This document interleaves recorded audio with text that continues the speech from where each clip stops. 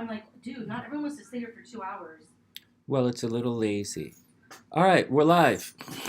So, I think we'll go live in a second. This is going to be edited down for a proper video. So let me just wait for it to come online. Are you doing horoscopes? Uh-huh. And I'm going to do the other people's stuff tomorrow. There's one person waiting. Let me just check the volume here. Hey, Hammery, what's up, playa? I hope everything is super cool. We'll start the horoscopes in a sec. No, I think he's a... we're talking about one of the astrologers, that Leo King guy. Mm-hmm. I'm just telling everybody what we're talking about. Right. I think he's okay. I don't really watch his stuff. I don't watch his stuff because I think it's a little bullshitty. But I do think he's studied. I do think he's studied. I don't think he's psychic. And I think he's... There's a crew of guys who in 2020 and then 2021, there's a crew of guys who changed their views and their perspective. Mm-hmm. And they started to put in a bunch of political views Mm-hmm. in their readings. Hey, Sleepy, I hope you're having a beautiful day. And what happened was they started to get into conspiracies. Mm-hmm. And coffee is so good. I am a Freemason. Mm-hmm. Without any, I really am. So I stay away from those kind of conspiracies because actually I know the answers. I sat in the room. You know, I was an officer of my lodge when I was there. And I traveled to different lodges around the world. So I have a real insight on what's going on. So when they start to talk bullshit, to me, it's just bullshit. And so, Right. and then, but they're doing it. Generally, people do, at the time, they were doing it to help grow their channel. And as such, because there was a big conspiracy movement at the time, right? And they were doing it to grow their channel, which is absolutely fine. A guy's doing his thing to grow his channel, which is great. And it's neat to hear someone's perspective on things, even though I sit here and I know that it's bullshit. And they could just, instead of sitting there and speculating and throwing mud all over the place, they could just ask me. And I would tell them, I'm a very open Freemason. I'm very open and very proud of, you know, being called to the lodge. And so that's my 2 cents on what happened. So that's my 2 cents on what was going on around 2019 to 2020. A lot of people changed the focus of their channels to include conspiracy topics because that's what was helping grow the channel at the time.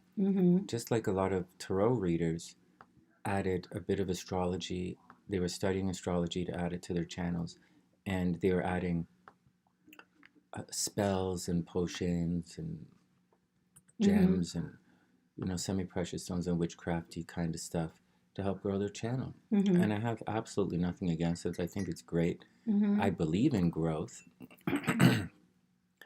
But what clearly happened along the way is in the pursuit of numbers or subs, which we're clearly not in the pursuit of here on the sunny side. We're clearly not doing that. We should do it, but I'm usually got other stuff going on, so I don't really pursue the numbers here.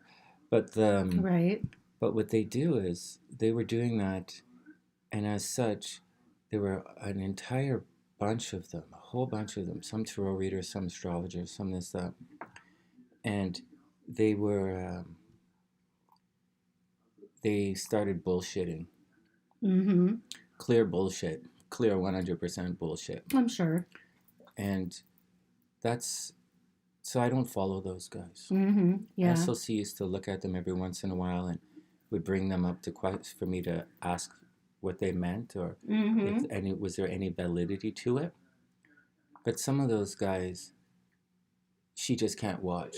there's just, because she's really smart, right? Let's not forget SLC's really, really smart.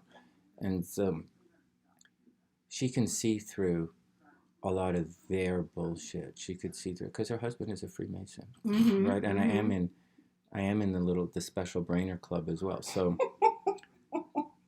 when they start, she just looks at it and goes like, that's just bullshit. Sonny's not like that. Sonny does a lot of crazy shit, but that he doesn't do that. And so yeah.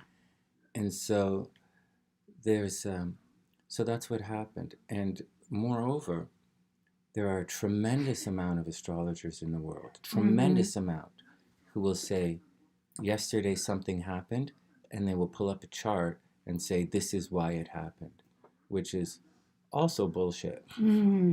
And they tend to look very deeply into charts and pick up, asteroids or fixed points and stuff. But you're really supposed to call it before it happens, not say this is why it happened. Or at least make some type of predictive something. Take a guess. Either tell me which way it could go. Like a lot of people do that too. Like, well, it could go this way, or it could go this way, and they'll explain why. I like that when you. And you don't have to be right, because it can go either way, and you have to have your bead on. You have to have your finger on the pulse to identify which way it's going to flow.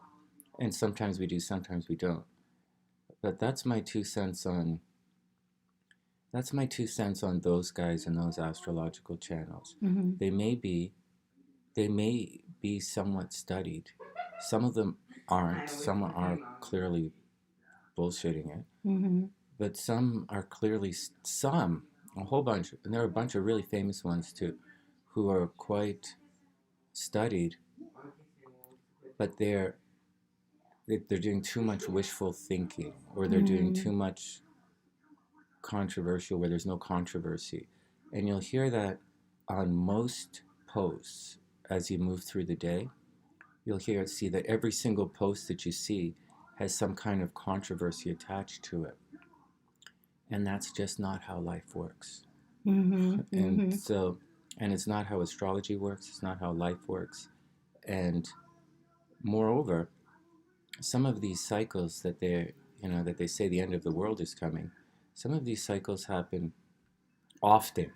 And it's not the end of the world. Right. But then some of the cycles happen and it is the end of the world. And you have to be able to filter it all out.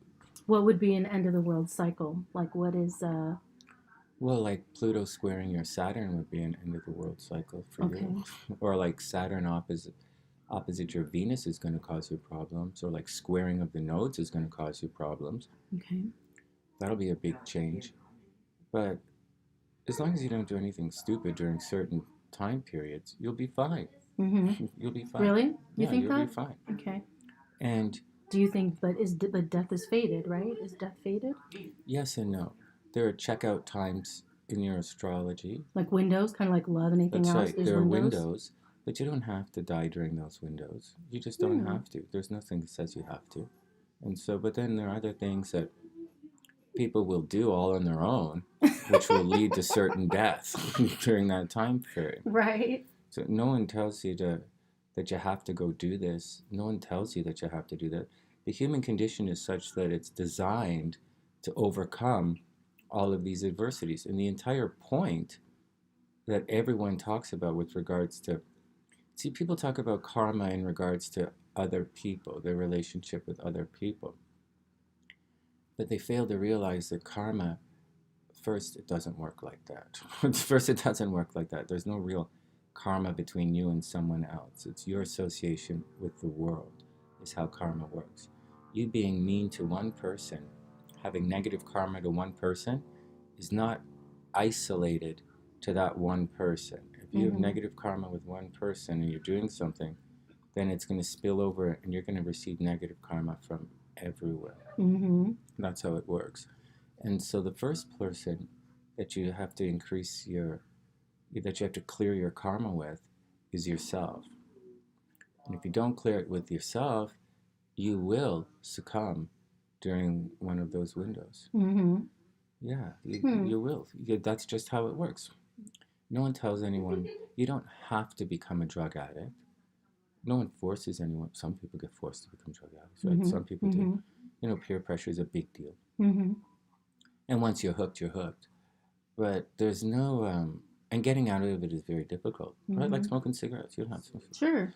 Anything you rely on to make you feel good, your brain is set to, And there are checkout periods, checkout times, but no one's forcing someone to do that. No one's forcing someone to kill themselves. Like, there are examples where people go out and kill each other, but I'm talking about in a regular life. In a regular, fucked up life. Mm-hmm. In a regular, fucked up life, you have these windows where you can alter things. And some people alter things for the better, and some people alter things for the worst. And I'll give you an example. When my sister died, that was a window for my parents. It was a window for my mom. And my mom could have fallen into a major depression. And she could have gone really bad and damaged herself. Or my dad could have really damaged herself. Or we could have used that as an excuse to damage ourselves. But we didn't. And my mom started running for real. And right around that time is when she started her quest for when she did 20 consecutive Boston marathons. Mm-hmm. So that's what it is. She ran one, then she took some time, ran other marathons, and then she got serious about Boston. And just as easily, there are other people in the exact same situation who will succumb to drugs and alcohol. It's a window to change your life. Mm-hmm. And my mom chose to empower herself and to create something very special for the world, whereas some people just decide to go in the other direction and do other things. You have kind of reminds me like the choices. shadow side and the light side, like your choices, right? Like you have Neptune, you could be like spiritual, intuitive, and dreaming, or you could be like a drug addict, right? Yeah, you can. So right, like literally, it's choices every day to accept the shadow side or the bright side, and sometimes both, right? Yeah, you have a choice. You have a choice, and your choice is usually limited to what you know. And have experienced. What right? you know, what you've experienced, and what you can find. And that's why I always say on the sunny side, you have to reach beyond your imagination. Mm-hmm. You have to go past what you know. Almost create. Most people are limited by their imagination. And so it's important to reach beyond your imagination, go beyond what you know. And that's almost impossible for most people. Well, I think, and that's funny you said that. I was saying that how a lot of us, we go off just our experiences and see that as, solid, but half the things we haven't even experienced yet, Yeah, like you're saying, you have to almost create the world you want, create in your head. There's also, we're living in an evolving world. So people tend to have emotional attachments to things they've already experienced or to things they dream to experience. The stories and the fantasies that they hear. And as more information comes in, the potential for experiences grow. However, you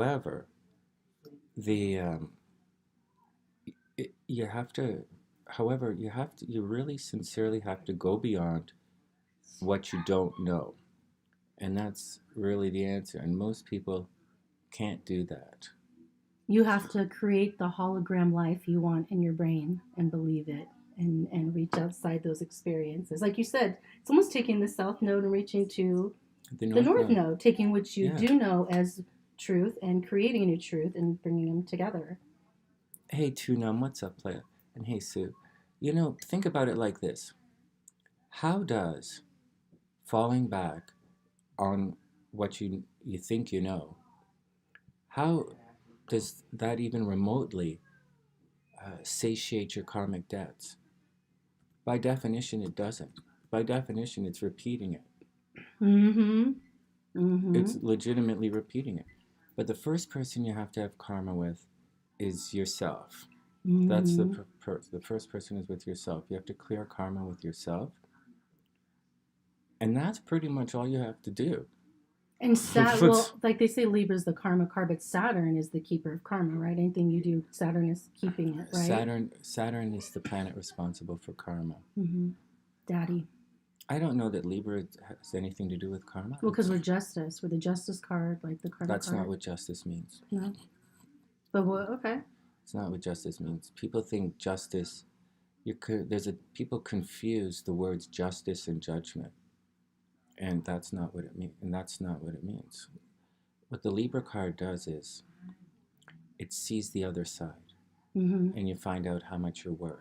That's what it means. Okay. And so that's what it means. It's not about, although Libra does judge people. And we're the harvest, right? We're also the harvest. They're harvests. But Libra tells you how much everything is worth. That's what it does. You're worth a lot, Sonny. Thanks, man.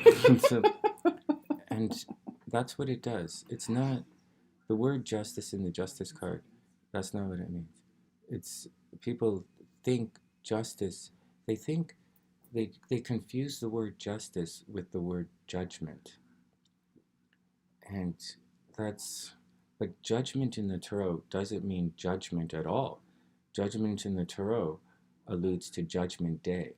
Like a decision, right? Isn't judgment like a... It's like Judgment Day. Your thing is over and you're going to the gates of heaven. It's Judgment Day. And you have to talk to St. Peter before you move on.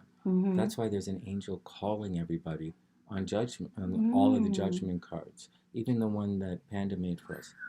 So what happens is, in the judgment card, you have to explain yourself. That's why the judgment card is having the talk with someone before you move on. So that's judgment. But there's a long way to go between justice and judgment.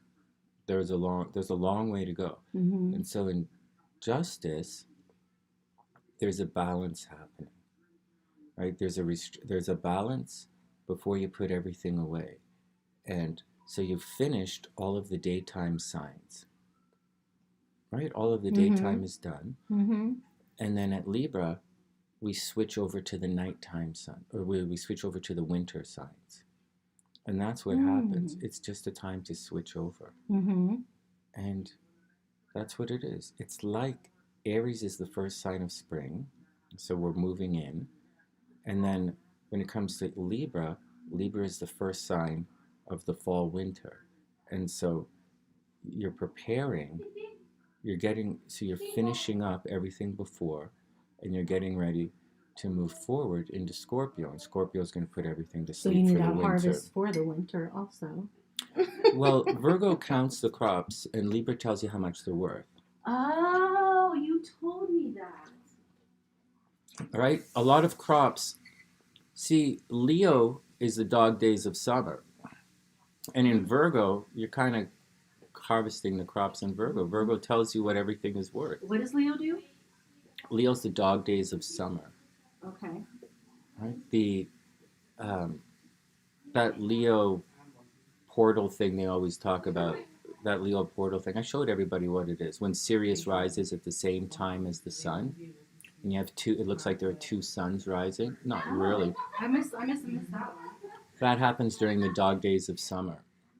And so, and one of the reasons that we think it's called the dog days of summer, it's because Sirius, the dog star, is rising on the horizon in tandem with the sun. And that's what they call the Lionsgate portal.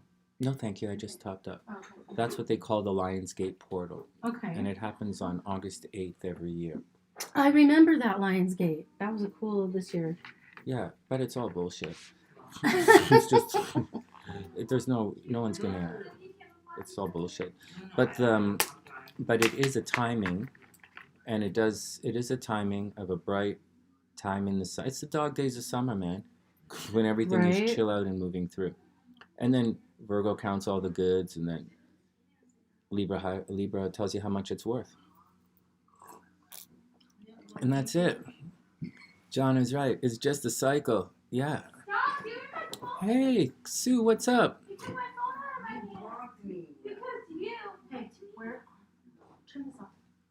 Oh, you guys are going to get it now. All right, what's up? Hey, Susan, what's up? Your state premier resigned a few days ago. Yeah, New South Wales.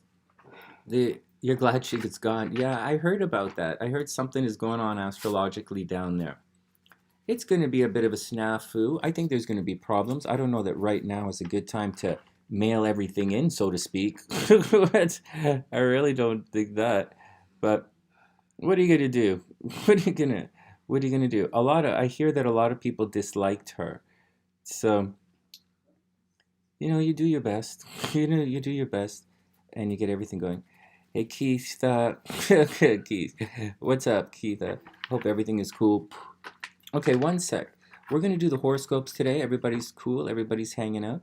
For those who don't know, and obviously I'll turn this into a video, I'm still hanging out in Sedona. You guys can tell I'm in my Sedona mode here. And that's what's going on. So we'll do the horoscopes. If you have any questions, cruise along. I'm not stressing anything out. What's up, Floyd? I hope you're having a wonderful... Pre-Scorpio season is here. Check out Keitha. Yeah, every season is pre-Scorpio season.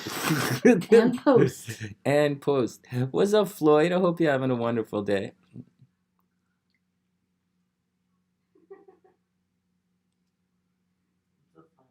Oh no, Sue, that's horrible.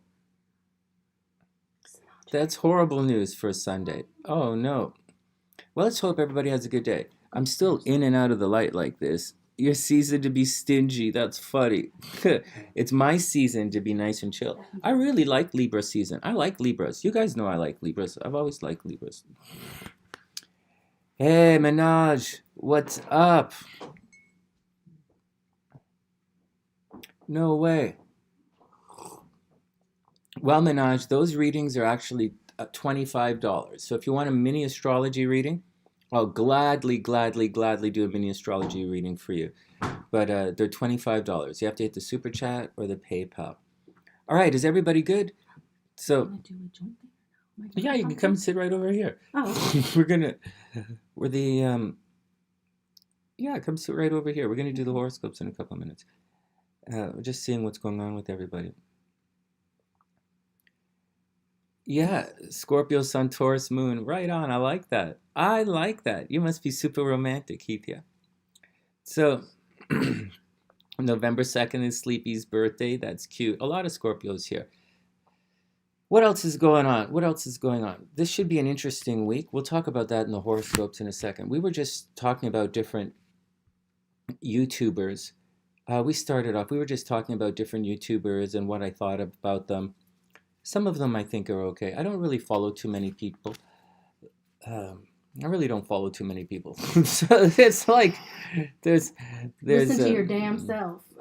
Yeah, but I do like to check in every once in a while or answer questions that people might have about certain things that other people are going through. There's class tomorrow night, everybody. So the class is going to be once again 5 o'clock Pacific, 8 o'clock Eastern. I think that's a good time. So 8 o'clock Eastern, 5 o'clock Pacific. And that's the deal. We'll come on. We're going to talk about cycles in astrology.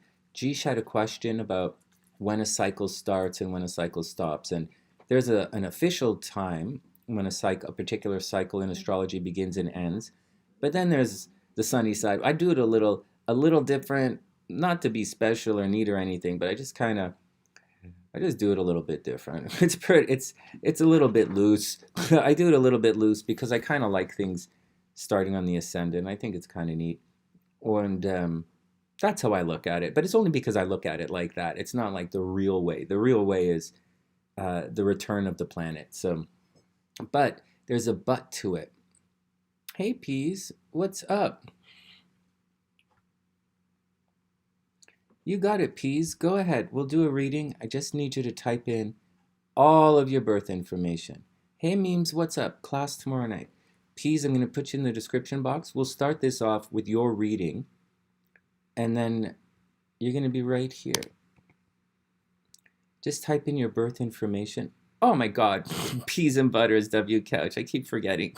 Sorry. I hope you're having an amazing day. Let me pull your chart up. And we'll get to it. I keep forgetting that. Okay.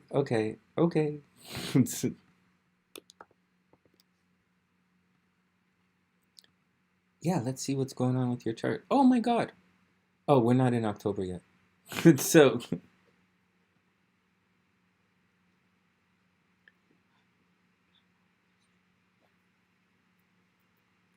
New South Wales now. Sure. Of course I can. We can do your reading, Sue. Just, do you have the birth date for New South Wales by any chance? Let me see if I can pull it up.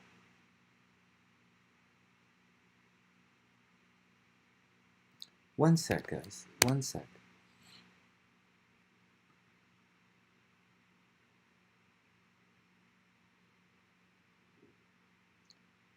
One sec.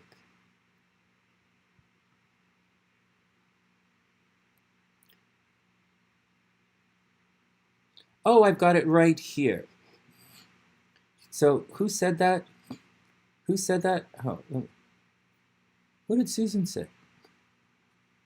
No, it's all right. Susan, stop using the capital letters or they're going to time you out. Susan screaming? She's not screaming.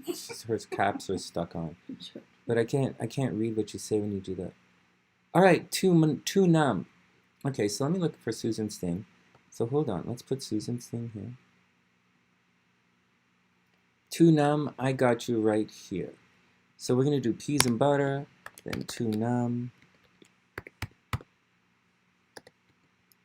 Oh, shucks. Let me just pull it in. Too numb, October 23rd, 1959. Come on. Oh, poop. One sec. I'm going to put it all in the description box and I'll load it up. Damn. I'll try to do that. And then we'll start the readings in one sec. Okay, too numb. All right.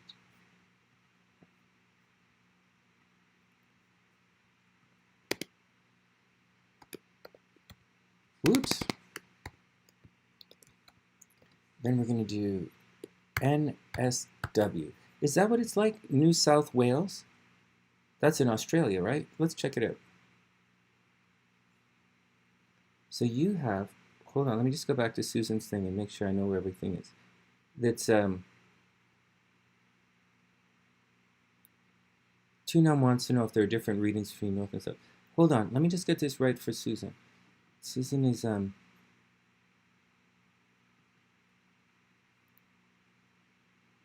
hey Sue, do you have that girl's name? The premium. Shall I look at her chart and see what's going on? Because New South Wales is going to be a bit of a mess. New South Wales is Australia, right? A-U-S.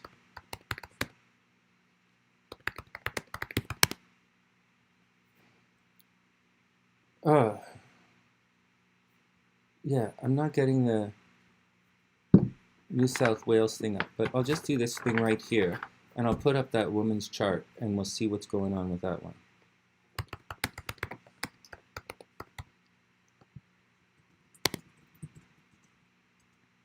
Maybe she's going through a thing. Okay, so the premier resigns over corruption. That's funny. Let me see if I can find her name. I'll find her name and I'll put up her chart.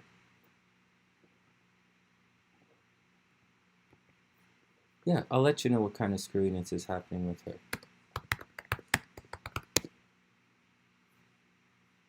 Okay, she's September 22nd, 1970.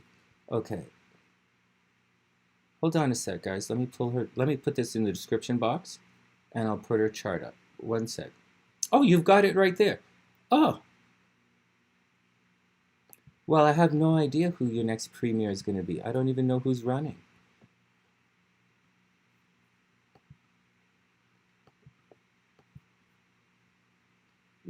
That's not really something I can do for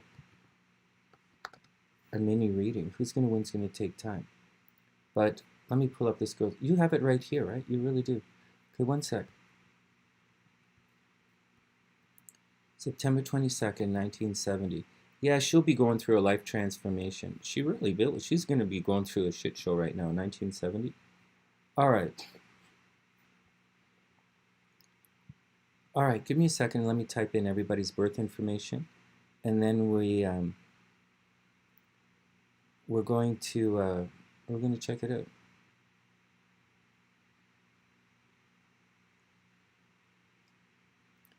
Well, yeah, Vortex is right. Let me just type these birthdays in. and then we'll do it. We need to get a rock from the Vortex, and so you need to send it to Vortex. Maybe. Maybe. So, one sec. Let me enter in these charts so everything is easier, and we'll just flow along. There's a big difference. There's a big difference between the signs. I was talking to Alexis about this. Let me just add your charts, guys. All right, 2 Numb is October 23rd, 1959.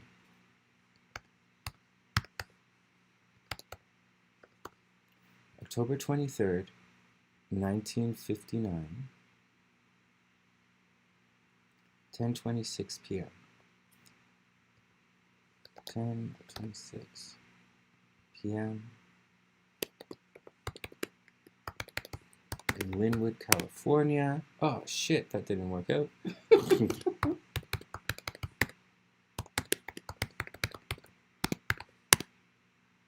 Here we go.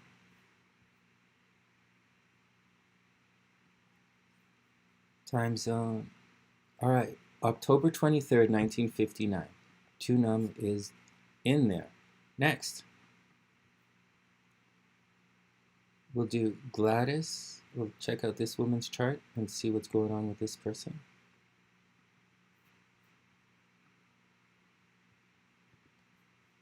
And she's born September 22nd, 1970.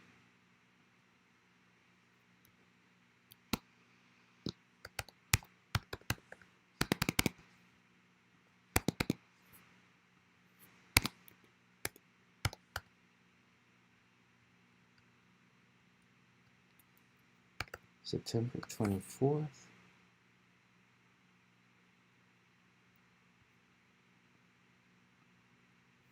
Okay, let's change her chart a little bit. Oh, well, there we go. That's good enough right there. That's good enough. Let's back it up a little bit. Let's put it right there. 10:26 a.m.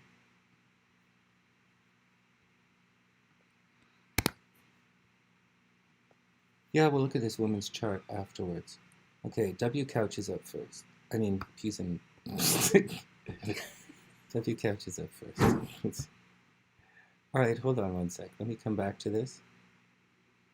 Hey, Sonia, what's up?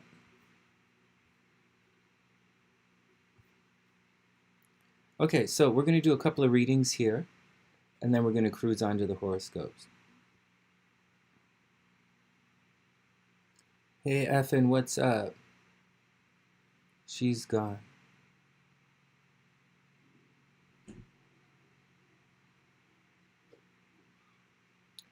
Well, it doesn't really do like that. So, Susan, which one would you like me to look at?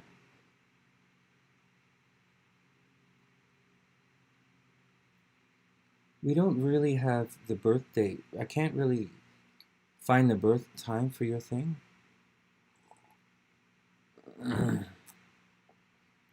Thanks, W Couch. All right, what's going on with everybody? She's the one who's gone. Yeah.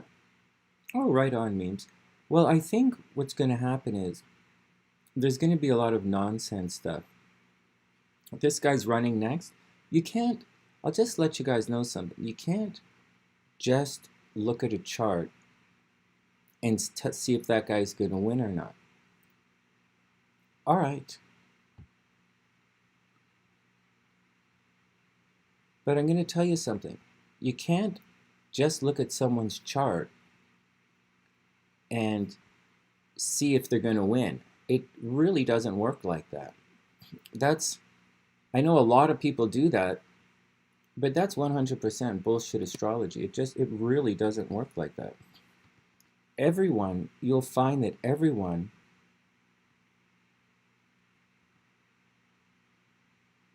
is going to have success in their chart. Everyone. And I was just talking to Alexis about this morning. People are just going to bullshit people are just going to bullshit you. Readers are going to absolutely bullshit you on everything. September 21st, 82.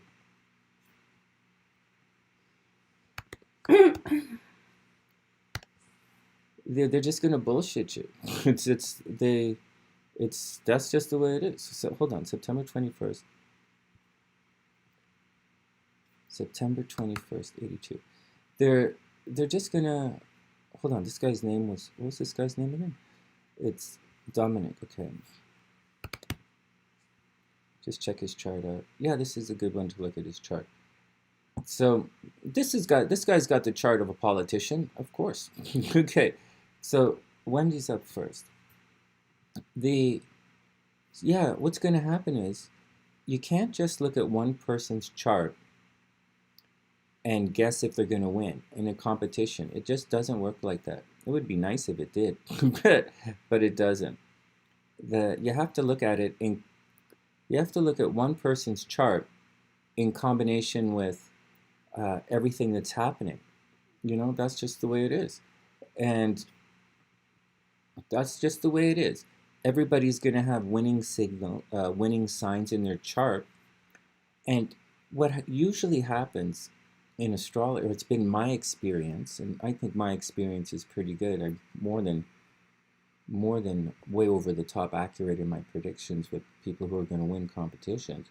You'll find that you're going to find in the people who lose, there are going to be losing factors in their chart. And believe it or not, you're going to find losing factors in their chart. And that's really how it works. That's really how it works. And so you just got to roll with it like that. So that's what it is. Hey, Priestess, what's up? So just a little heads up. So we'll look at this Dominic Francis guy, but he's not going to do it. Let's just look at,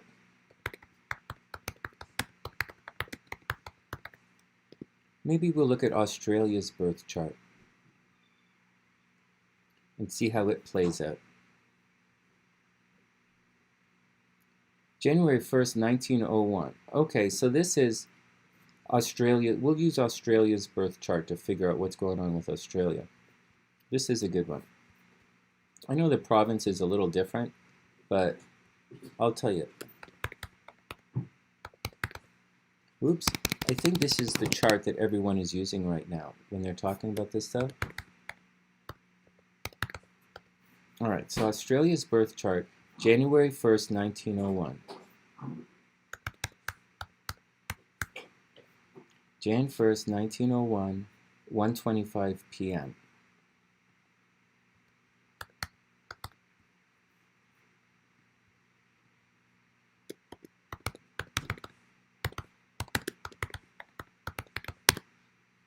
There we go. All right, so we'll do that. That should give you a more clear picture of what's happening with Australia. I hope that helps, but that's what should give you a nice clear picture of what's happening in Australia. Yeah, well, if I had New South Wales birth chart, I would do it.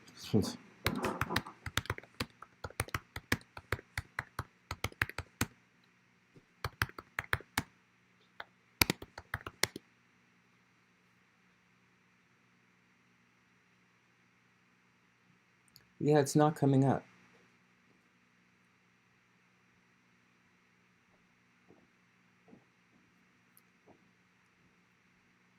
Yeah, we'll have to use, it's not coming up. We'll have to, anyways, this is taking too much time. This is taking too much time. We're supposed to do the horoscopes. So let's look at these three charts, and then we'll move on. Okay, 1 second here.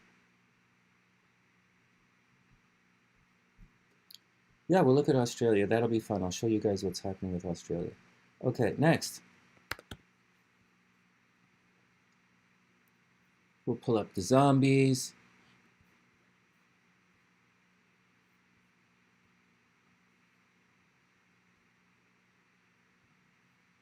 Oh yeah, 40 minutes on.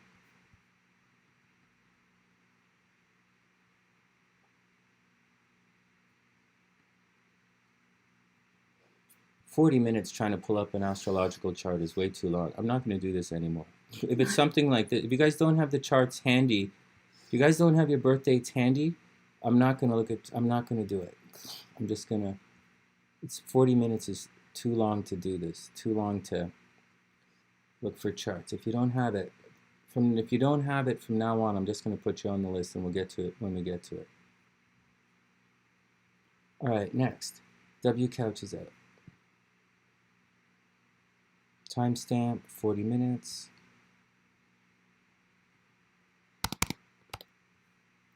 But I'm curious to see as well. All right, let's do it. Everybody ready?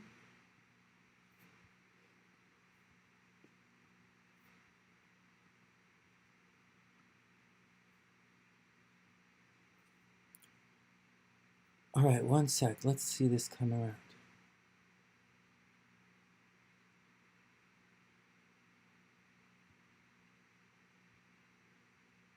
All right, I can see it. Right on. Okay, I can see it. I can do it. Let's shrink this in. Shrinking in doesn't really work. It's difficult to change the date. All right, charting the transits.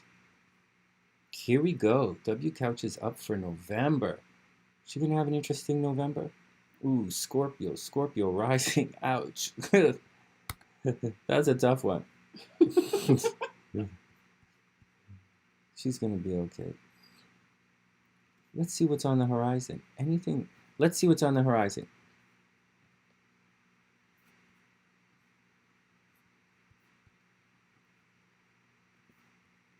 All right, guys, pick your zombies. See who you think's going to win. 1 second. Let me just make sure that this is in the center of the screen.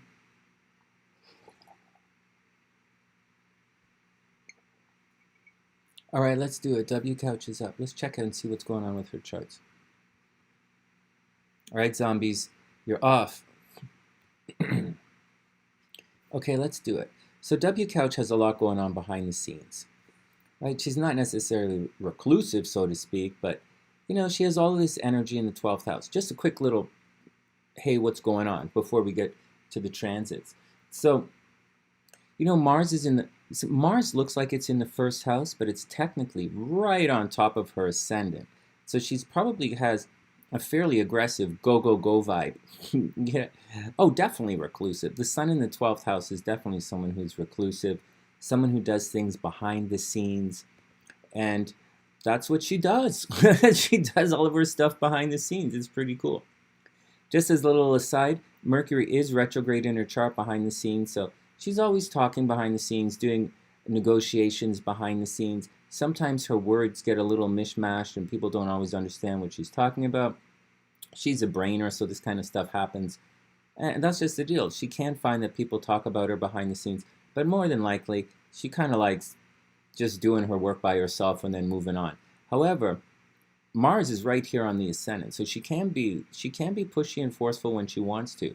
And it is in Scorpio, so it really is get things done. She's probably quite progressive and plans away her stuff.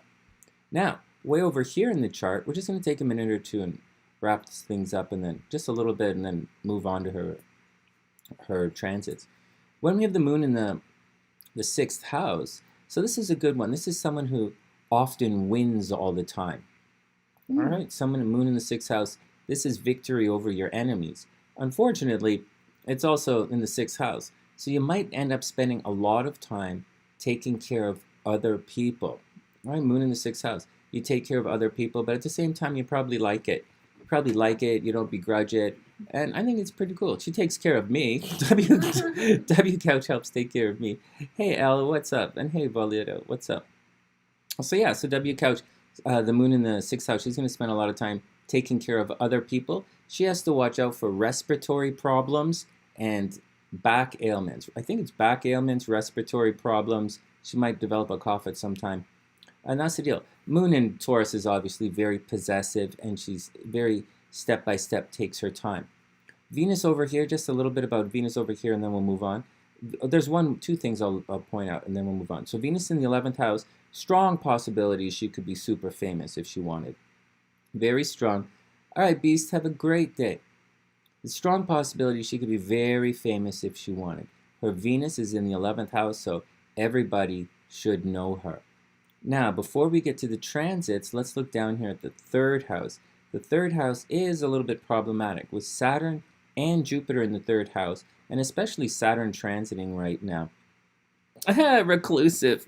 Seriously. Me too. I'm reclusive too.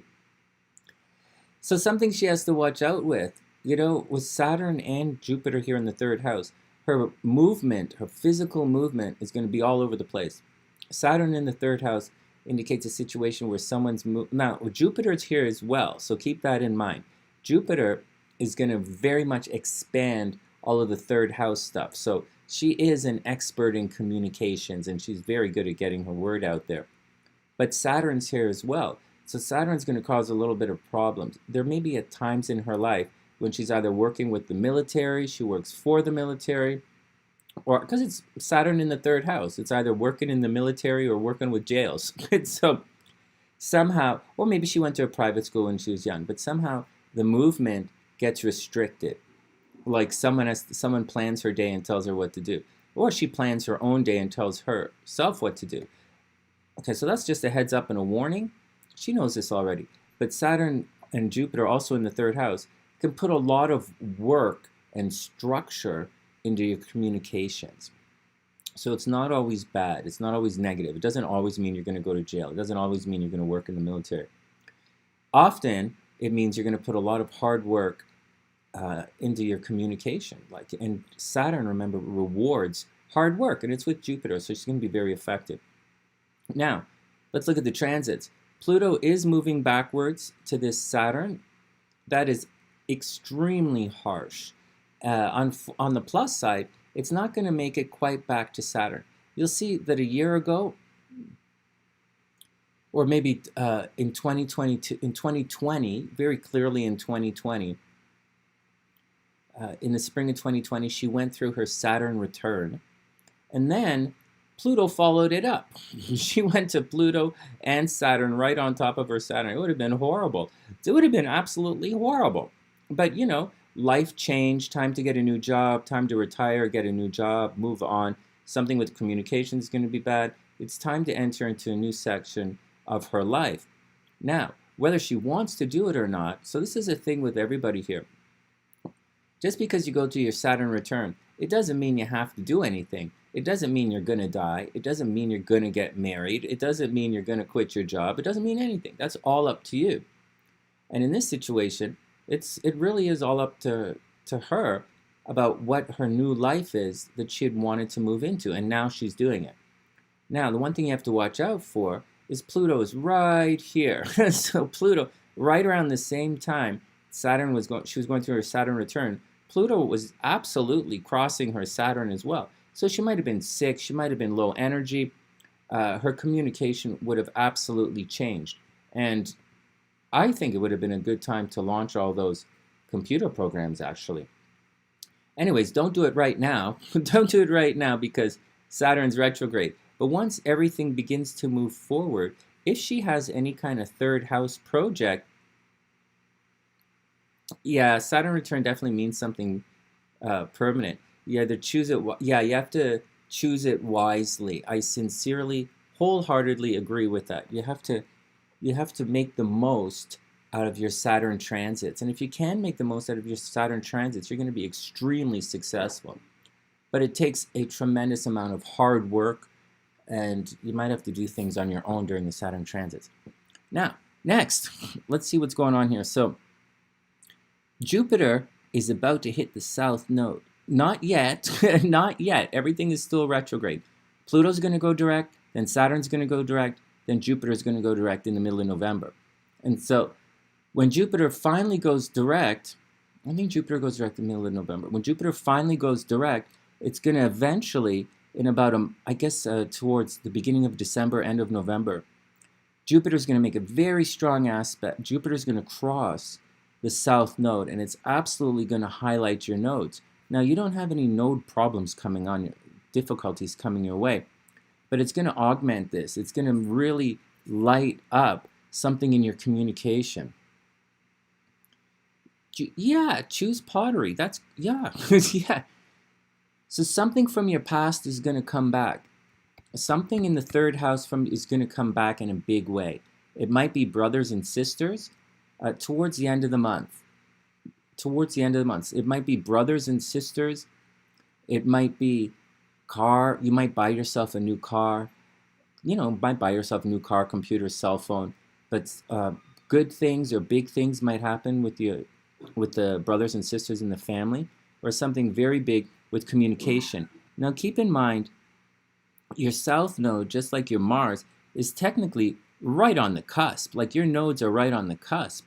So it's not necessarily something, it doesn't have to be with your brothers and sisters or communication. Maybe you're not buying yourself a new car. But as it moves over, right, as it's technically on the nodes, you might find a change coming in your home life. All right, something big might happen in your home life. Like maybe you sell your house, or maybe you rent out your house, but something, or maybe you get you're not going to get in addition to your house, but something big should be happening with something you've always wanted to do, and it's going to relate to either your brothers and sisters or communication, maybe get another car, or it's going to happen to your 4th house. So, you know, so potentially you might make a lot of money investing in real estate in December, really, or you might get the opportunity to buy a house somewhere that you've always wanted to do it. So it's really neat. That's really neat. That's very exciting. Okay, so that's all this nonsense that's happening right here, and that's a lot of energy that's happening in this situation right here. And up in January, when Neptune finally goes direct, you know, you'll see the loving nature of your home again, home and family life. But in the meantime, you got to take it all with a grain of salt. All right, what else is going on? I would expect, so Uranus is creeping backwards right here for another couple of months, and it's doing so in your astro sector of health and day-to-day life. So I would expect your health, your day-to-day life. So first, watch out for little injuries, right? Not major injuries, but little injuries. Watch out for that.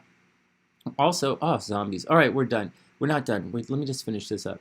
And so watch out for little injuries that might happen. Expect the unexpected in your day-to-day life. Just expect the unexpected. Your day-to-day life is gonna shift all over the place, and you're gonna have to roll with it. Probably cleaning up messes from the past.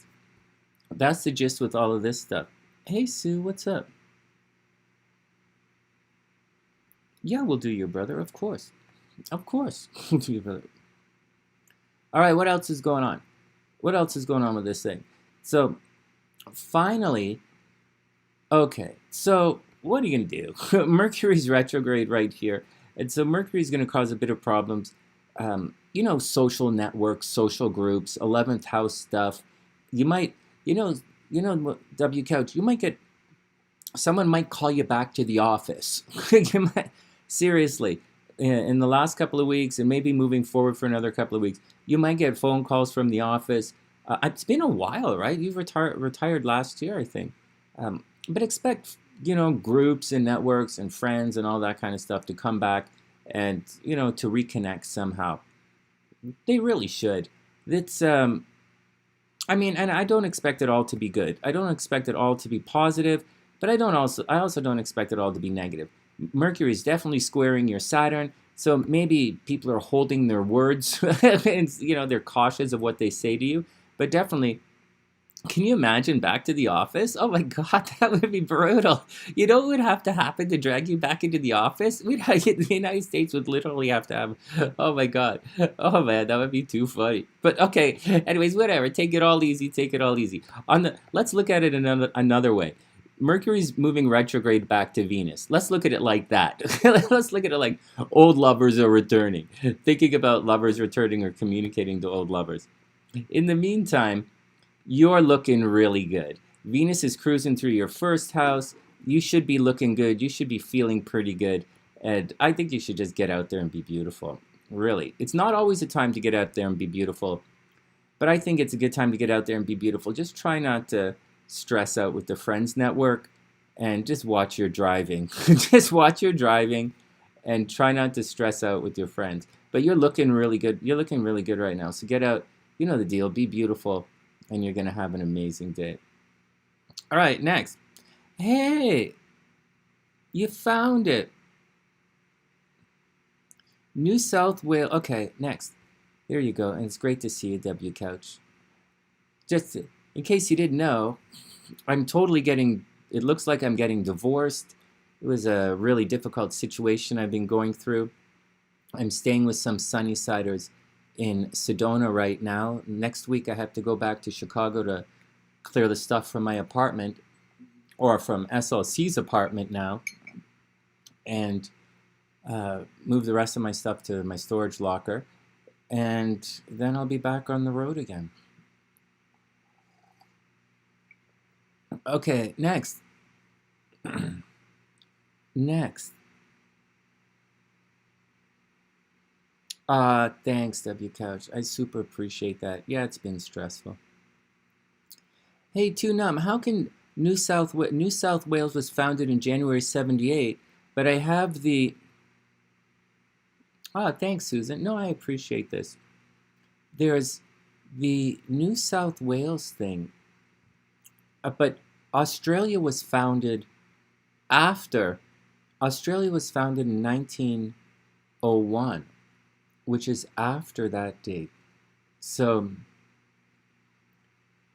I'm not sure what birthday to use. Well, I'm going to look. Well, we're going to do Susan Oz's brother, of course. But hold on one second. Let me get this. Let me put Susan in the description box. Yeah, I appreciate all the support, guys. I really do. Let's put. Okay, so peas and butter was there. We're going to do Numb, and then we're going to do Susan, and we'll do Susan's brother first.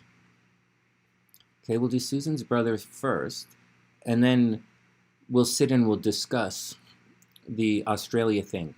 Okay, we'll look at a couple of different charts. Let me write this one down about New South Wales. Hold on, back it up. Let me, and we'll look and we'll see what comes up.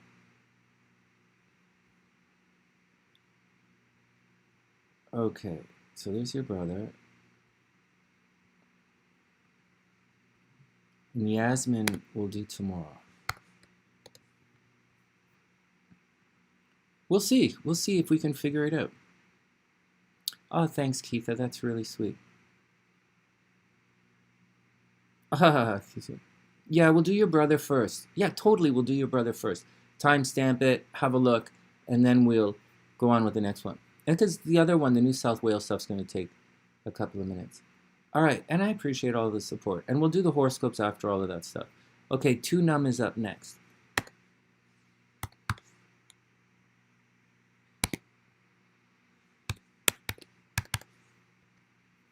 And I really do appreciate all of the support. Yeah, Sonia, of course we have time. I'm just going to sit here and do these charts. And if we don't get the horoscopes, if we don't get to the horoscopes, it's only 10:30 in the morning. So if we don't get to the horoscopes, we'll have to, we'll just do them tomorrow. No big deal. All right, let me put you in the description box here, Sonia. Okay, Numb is up.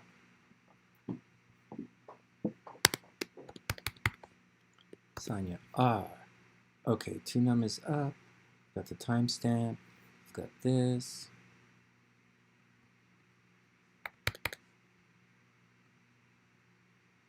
Okay, who's you doing I'm going to do Numb's chart. Everybody cool? Is this the right time? Is this right? Did I do it right? October 23rd, 1959? Is that cool?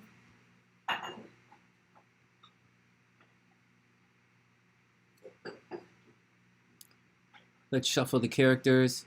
There we go. All right, Numb, you're up. Let me just double check that I have. Oh, here, you can come in here. Just can we? Yeah, what you need? No, we just have to make sure the computer's all plugged in. Oh, okay. Here, let me slide over here. Oh, okay. Can you? Oh, you got it, Vortex. No, it's all cool. Let's just. Oh, can you plug that in, and we'll run this through the bottom of the chair. I can plug it into this, yeah. Like plug the extension. Oh yeah, I do that. And then it's not, and we're not like annoyed. Yeah. Hey Denise, what's up? And this is the monitor, but we could use your computer to monitor. Oh, okay. Cool. because my phone's going to go dead. But I'm not going anywhere. I'm not doing too much today. After all of this, I'm just going to hang out with the kids. So, I got you, Sonia. But I'm going to, I'll go figure out something. To do some kind of thing today. Another vortex run. Oh, and then mine just died. Oh, is that the deal? Hey, Ann, what's up? I hope you're having an amazing day. Is that the deal? This is Alexis. This is us. Mine just died. It's okay. Yeah, we can... Hold up. I'm going to put Vortex in the thing here. So, yeah, go ahead.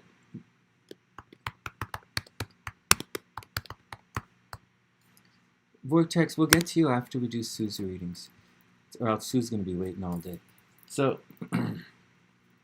yeah, ask about your chart. You can go ahead and ask about your chart. I just don't know that, go ahead. I'm not going to pull it up right now, though, but you can go ahead and ask.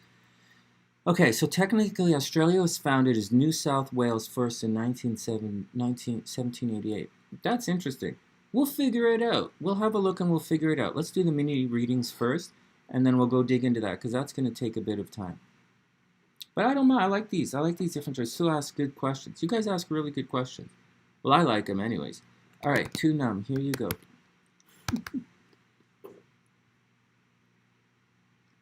I love it.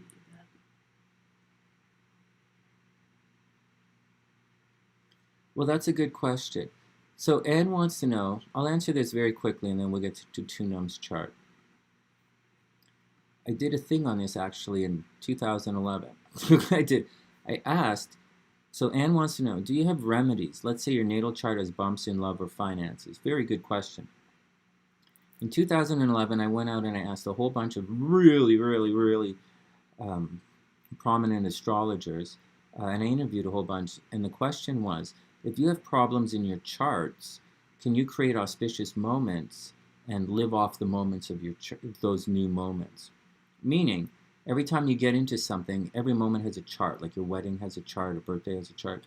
And if you have problems within a relationship, can you create all of these positive moments to overcome some of those, some of the adversity in your relationship charts? And the answer was, nobody knew what the hell I was talking about. But in my astrology, the answer is yes. But you need people to be mature and to capitulate to some of the stress that might be in your charts. Mm-hmm. And most people can't do that because 100% of the world is selfish and moderately retarded. So they can't do fuck all except go back on, as we were talking earlier, what we know. Most people cannot put on a different... most people can't change on the fly. Most people can't capitulate. Most people can't effectively establish boundaries at the very beginning. And why would you expect anyone to be able to do that if they've lived their entire karmic existence not doing it? So I don't really expect any bullshit from people other than the regular bullshit that they do. So there you go. Or else we would all have ascended by now. And then your Lionsgate portal would actually mean something. But that's not what's happening.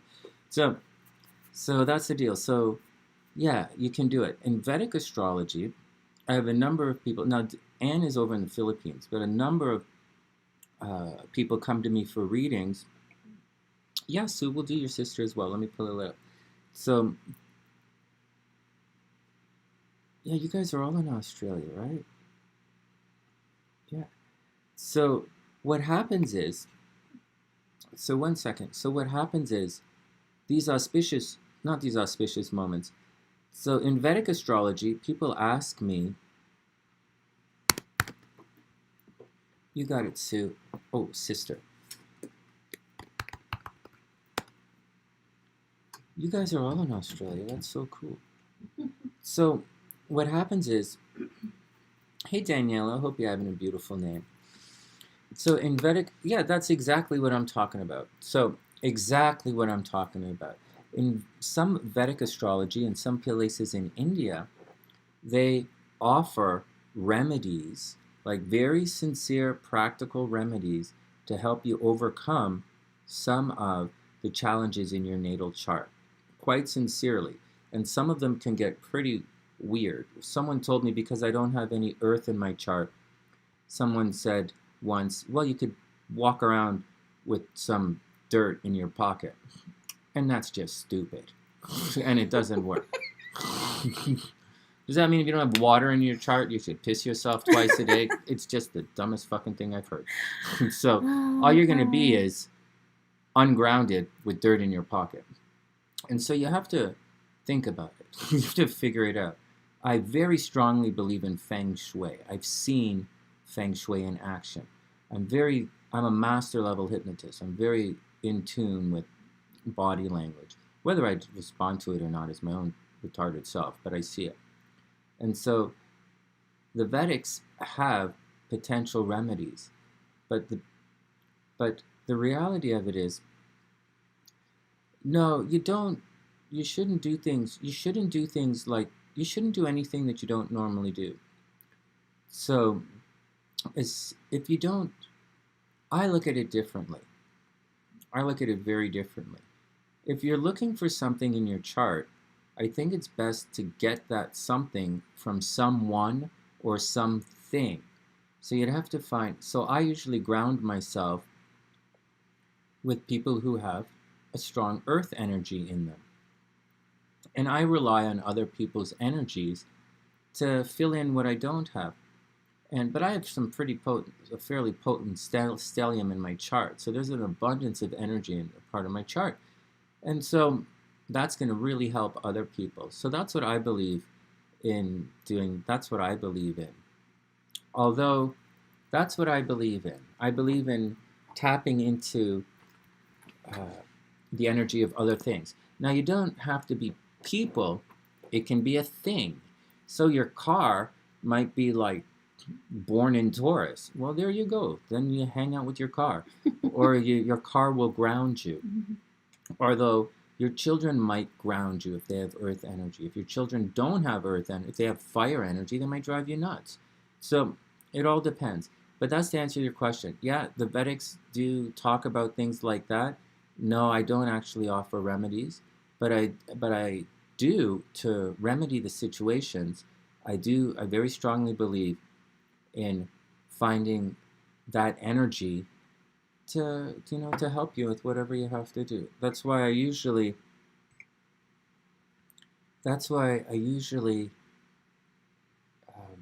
choose very cautiously. I'm very careful when I choose business partners, because there's a particular energy that I need and a particular energy that there's already an abundance of. The Vortex was amazing. Well, your water moon isn't going to mess you up. There's nothing wrong with a water moon. A water moon is awesome. It makes your moon extra dreamy. I think a lot of people would be happy to have a water moon. It all depends. It all depends on if you have the ability to overcome some of your feelings or tendencies or subconscious drives, or if you're an animal and you give in to every feeling and subconscious drive. It all depends. Are you a human or are you an animal? And it's pretty much that simple. And so it really is. It's what we were talking about in terms of relationships a while ago. I'm going to end this very quickly and then go back to the readings here, because there's a lot of work today. But just to thanks, Crystal. That's really sweet. And Danielle is right. Pluto is awesome. There's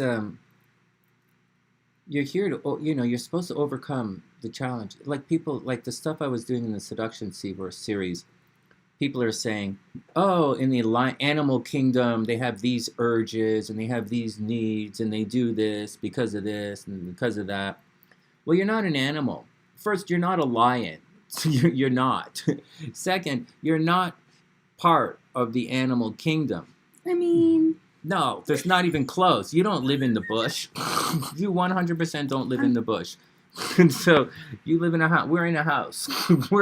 We're very clearly secluded from the animal kingdom. There's a fence.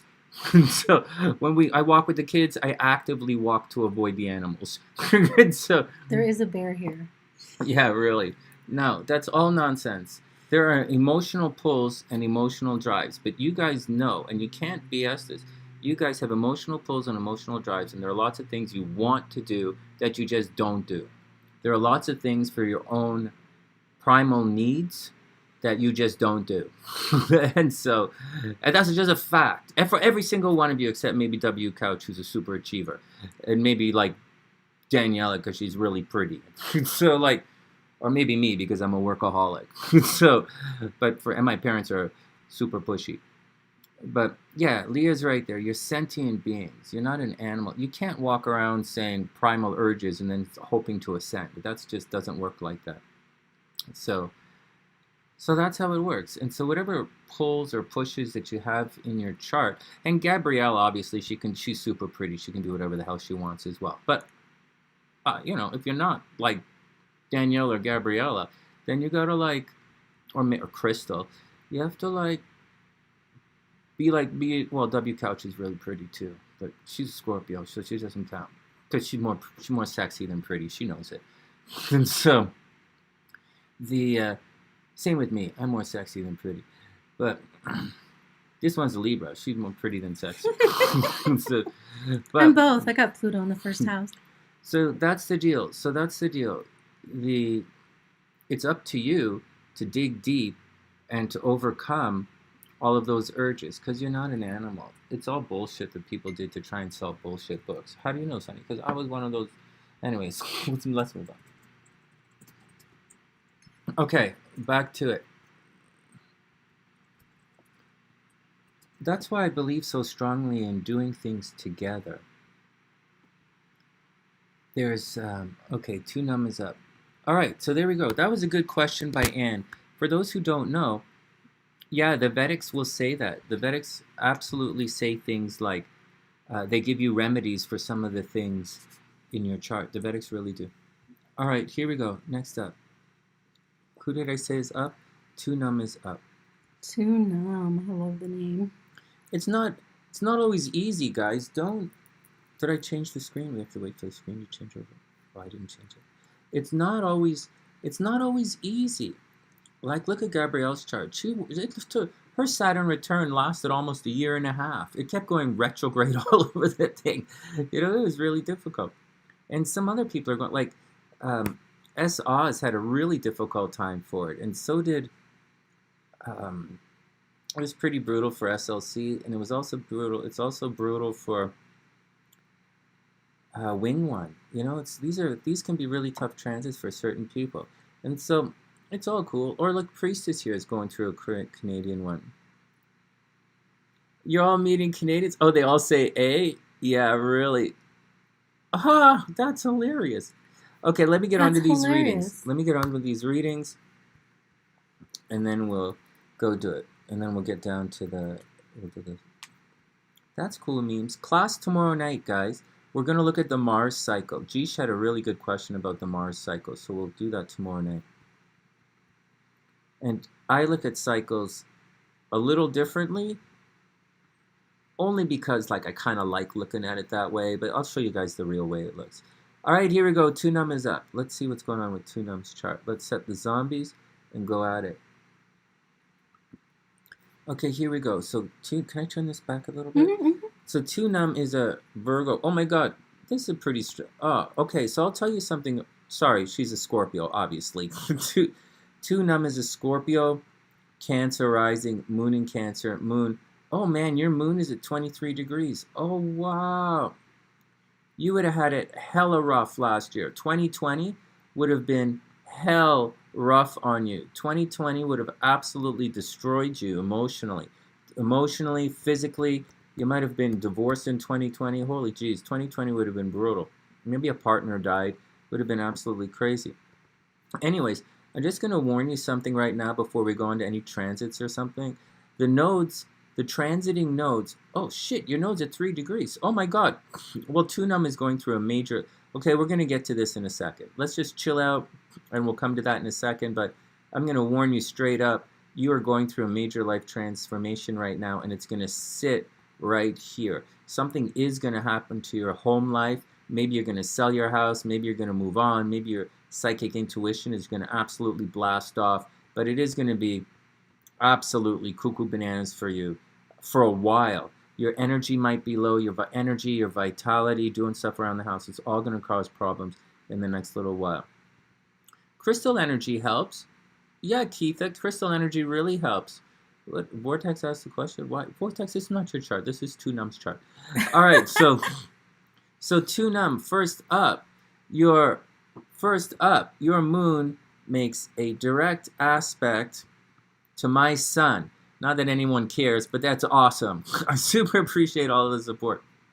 Okay, so there's a high possibility that you really are intuitive, like majorly psychic. You obviously wear your heart on your sleeve. It's very difficult for you to hide your emotions or to hide your subconscious intent. There's a strong possibility that you might sleepwalk or you talk in your sleep. It's almost guaranteed you talk in your sleep or you mumble in your sleep and you might not know about it.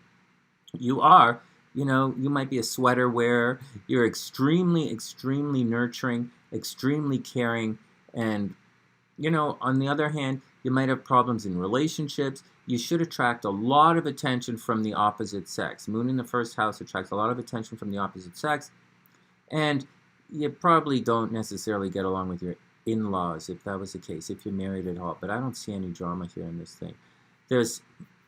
You'll see as we move on, there's some interesting stuff going on in this chart. So money's going to come and money's going to go. You might have an unusual way of making money or working on your finances. It's going to be tricky. Money has definitely come, money's going to go. You have to watch out because money is going to get you into a little bit of problems here. There's a strong possibility with Jupiter here in your 5th house. You might have a lot of kids, but I don't know about having a lot of kids, but I bet you are super romantic, and there's a strong you're always attracting guys. But, your friends think you're super sexy, right? Lilith in the 11th house, your friends think you're really sexy. I always, Moon in the 1st house, you're obviously attractive, and you probably got that Cancer moon-looking thing and the nice sexy body thing. She's a Scorpio, but she's a Scorpio, so she's a curvy Scorpio. Did you see that? Scorpios don't have to be curvy. Scorpios aren't necessarily curvy, but she's a curvy Scorpio. Cancer represents curvy? Cancer has a moon. There are different ways that a Scorpio look, but she's probably curvy. Would have. Okay, next. Would have. Okay, next. Venus is in the 3rd house. The North Node's also in the 3rd house. So there might be problems in communication sometimes. Oh, no, wait, I didn't finish it. So over here, your friends obviously think you're sexy, but something about children and creative projects. Children, creative projects are always going to be a major drain on your finances. So watch out for overly spending on creative projects or overly spending on the kids. Now, we do have something that's a little tricky happening here. Excuse me, Jupiter is making an aspect here to the nodes, and that is going to get you into the problems in relationships. Somehow, maybe you end up dating people that you study with. Maybe you have a real fetish for attracting people from different cultures and foreign sources. Maybe you like to date really smart guys, or you date professors, and it's interesting. Anyways, there's a strong possibility that even though you're a Scorpio, you probably attract earth signs, and you have a natural gift for the gab. And you probably like to keep moving a lot, little short trips. You absolutely have to watch out for car accidents as you cruise through life. Now over here, the Mars and Neptune and the Sun in your 4th house, right in the middle of the 4th house, it's going to cause problems at home. So maybe when you were younger, your parents were arguing all the time, or there are not really any negative aspects to it, right? So, Saturn has a bit of makes an aspect here, but it's not the worst. Although you don't, Saturn, Mars aspects are always difficult in astrology. So you might you might work in home renovations. You might have moved around a lot as a kid. There might have been a lot of people visiting when you were at home. There's also a possibility that people are always arguing about you about the house. But you could actually combine the Saturn hard work in your day-to-day life with the Mars right here in the 4th house. And you probably could make a lot of money from real estate, make a lot of money from renovations, but it's going to be a little expensive for you. And you might just toss it all in because you might have had a violent upbringing, right? If your parents were violent when you were younger, or the people around your house were violent, you probably wouldn't want to do that. But you could make money from that. Mercury's over here, so you're obviously a super romantic. You're clearly psychic. There's a strong possibility you talk to spirits. Obviously, you're artsy-fartsy. I know that already. You probably like to cook or garden or paint. You're obviously artsy-fartsy like that. Mercury's, again, in the 5th house, so you probably like kids, just straight up. There's a possibility that, there's a strong possibility you had a bunch of kids. Or, yeah, there's a strong possibility you had a bunch of kids, or you're extremely, extremely creative to the point where you might work in publicity, or you might work in teaching somehow. Publicity or teaching. Or you could be an Uber driver, one or the other. Right out Venus in 3rd house, you could be an Uber driver. Saturn in the 6th house, you absolutely have to watch your health as you move through. You've got Chiron up here in the 8th house. It's totally opposite your Uranus. So you're going to have to watch out for unexpected, or maybe you have some kind of blood thing with you. Your day-to-day life is going to be controlled somehow. You have to plan out your days. You want to be freewheeling and free thinking, right? And you want to take your own time and lounge at your own pace. But Saturn is here, and it's going to put the damper on. So you might be sick. You might have been sick your entire life. Or, you know, you have to put a lot of energy and hard work into planning your day-to-day life. And that's the deal. That's the deal. What else is going on? And that's the deal, the gist of your mini reading. Let's look at... Is there something significant about the 0 degree and 1 degree? Is that, do you go by that? Like, you know, like the 1, 5, and 29 degree? Sometimes. I got to be honest with you, a lot of it is bullshit. Okay. But a lot of it's bullshit from people just want most things to study. And they didn't really study. But it's not bullshit. Okay. But at the same time, there are so many people, like they'll say things like, oh, you should be a king or you should be a queen. And that's just bullshit. They're not. It's a relationship train wreck. But a lot of people look to that stuff for it. I just don't do it. I just don't do it like that. But a lot of people do. What made you say to talk to spirits? It's just Mercury and Scorpio in the 5th house. Okay, the Mercury and Scorpio. No. It's a combination. Her moon is on her ascendant right here, and it makes a harmonious aspect down there. So I don't usually say things one. It's usually a combination of things. Okay, cool. Okay, next, let's see the transits. So, Mercury's retrograde in the... Okay, so let's look at the big stuff first. So over there, yeah, relationships are a nightmare right now. Forget it. I don't know that I would even... Well, you got to try, right? You got to try for relationships and see what's happening. But relationships look clearly a little sketchy right now. Saturn's retrograde, maybe lovers from the past are returning. There's a big situation happening right now with your joint finances, and something is causing a problem. So if you're looking for an inheritance or someone is owing you money, I would imagine there are a lot of excuses around it right now. Maybe someone owes you money and you're hesitant to ask them for the money, or someone, you need a loan right now and someone is, you're hesitant to ask, or you're trying to help someone out right now and they're not, it's a little bit bullshitty with your joint finances. Your investments might be a little bit in the toilet right now, so you got to watch out for that. It's causing you a bit of pain, but it'll be past in a month or so. Relationship problems, all this bullshit in relationships, it will all get better. You just have to tough it out for another couple of weeks. So relationships, and you might feel a little alone and isolated right now, but just take it all with a grain of salt. Up here and down here, we have the nodes transiting, and the nodes right now are making an aspect to your nodes. Although it's a harmonious aspect, it's still making an aspect, and the nodes are going to definitely sit right here at 1 degree for the next couple of months. So right now, with the South Node in the 5th house in Venus, watch out for the health of the kids. Right? Seriously, watch out for the kids. Watch out for creative projects. Watch out for the kids. Watch out for creative projects. Up here, you should be very popular right now, but truthfully, you're damned if you do, damned if you don't, and your popularity is definitely going to cause you a bit of problems right now. So just roll with it. Crazy stuff's happening when you're out in the public. And that's the deal. All the regular energy is moving through your 4th house, and your 5th house. So just keep your eyes on the kids for the next couple of months. Not a big deal. Just keep your eyes on the kids and the grandkids. Make sure everybody's good. Make sure everyone is taken care of. You are attracting romantically right now. It's a good time for projects, but at the same time, you got to watch out for it. It can all go sideways in a blink of an eye. Right here. Hey, Rock, you got it, man. Right here, you know, Mars is putting a lot of energy into the 4th house. So you might seriously think about moving right now. You're probably a little bit low energy. You've probably been fighting with people. But soon, you might think about moving or renovating the house. And that's the action to Numb. I hope you have an absolutely wonderful, wonderful day. Yeah, October's birthday's coming up soon.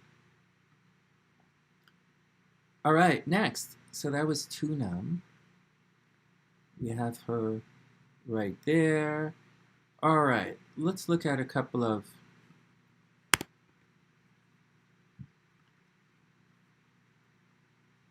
Let's look at the charts for Susan. Okay, so we'll start with her brother. And her brother is going to be... Whoops. Let me enter this first. March 5th, 63. And he lives in Turkey. Okay, March 5th, 63.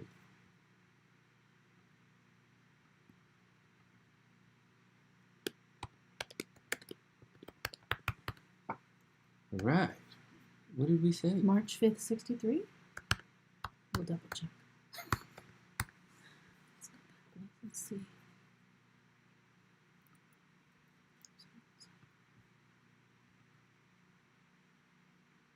I can take a screenshot so we don't... No, it's okay. Okay. March 5th, 1963. Okay, we don't have his birth time, although I'm going to type in his city. He was born in... No, we'll leave it in... Oh, born in Turkey. We're going to leave it... Okay. We're going to leave it as it is because we don't have his birth time. And same with her sister. But we'll do her sister afterwards. And I'm going to adjust the clock, the chart in a sec. So 127...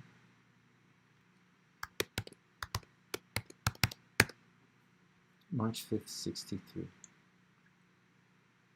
Oh, you guys are welcome. It's my pleasure, man. It's my pleasure. Oh, no, what do I do with it? Oh.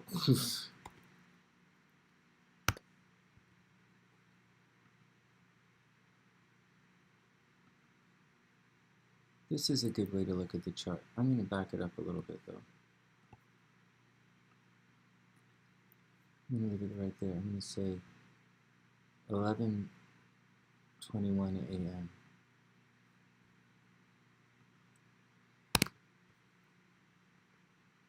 Yeah, let's do it. I like looking at these charts. I like looking at the charts with what's going to happen in us. I like you guys ask me good questions. I like it. I'm lucky like that. I really am lucky like that. Okay, so this is this. That's that. Let's bring on the zombies. And let's check it out.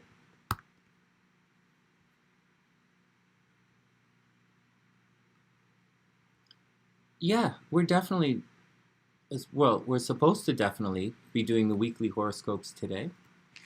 And so, yeah, I got that picture and everything. But it's going to take 2 hours. It's going to take 2 hours to do the horoscopes. And right now, we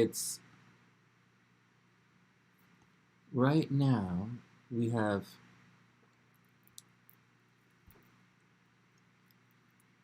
a bunch of charts to go through. So I'm going to do Susan's brother and sister, and then I'm going to do Sonia and Rocktober, and then I'm going to read the cards for everyone in Vortex. So that's going to take an hour. To get through these readings, it's going to take an hour.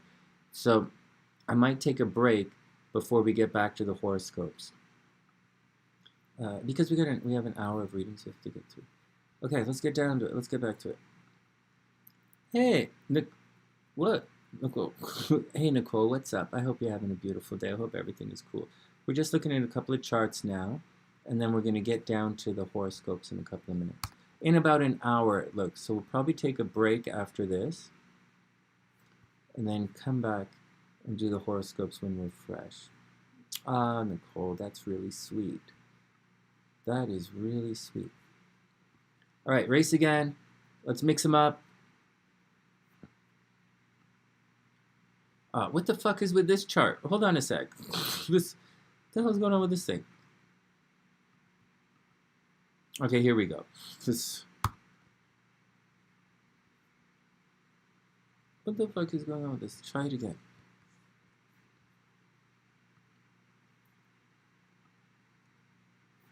Okay, now I'm ready. Now I'm ready. Let's do it again.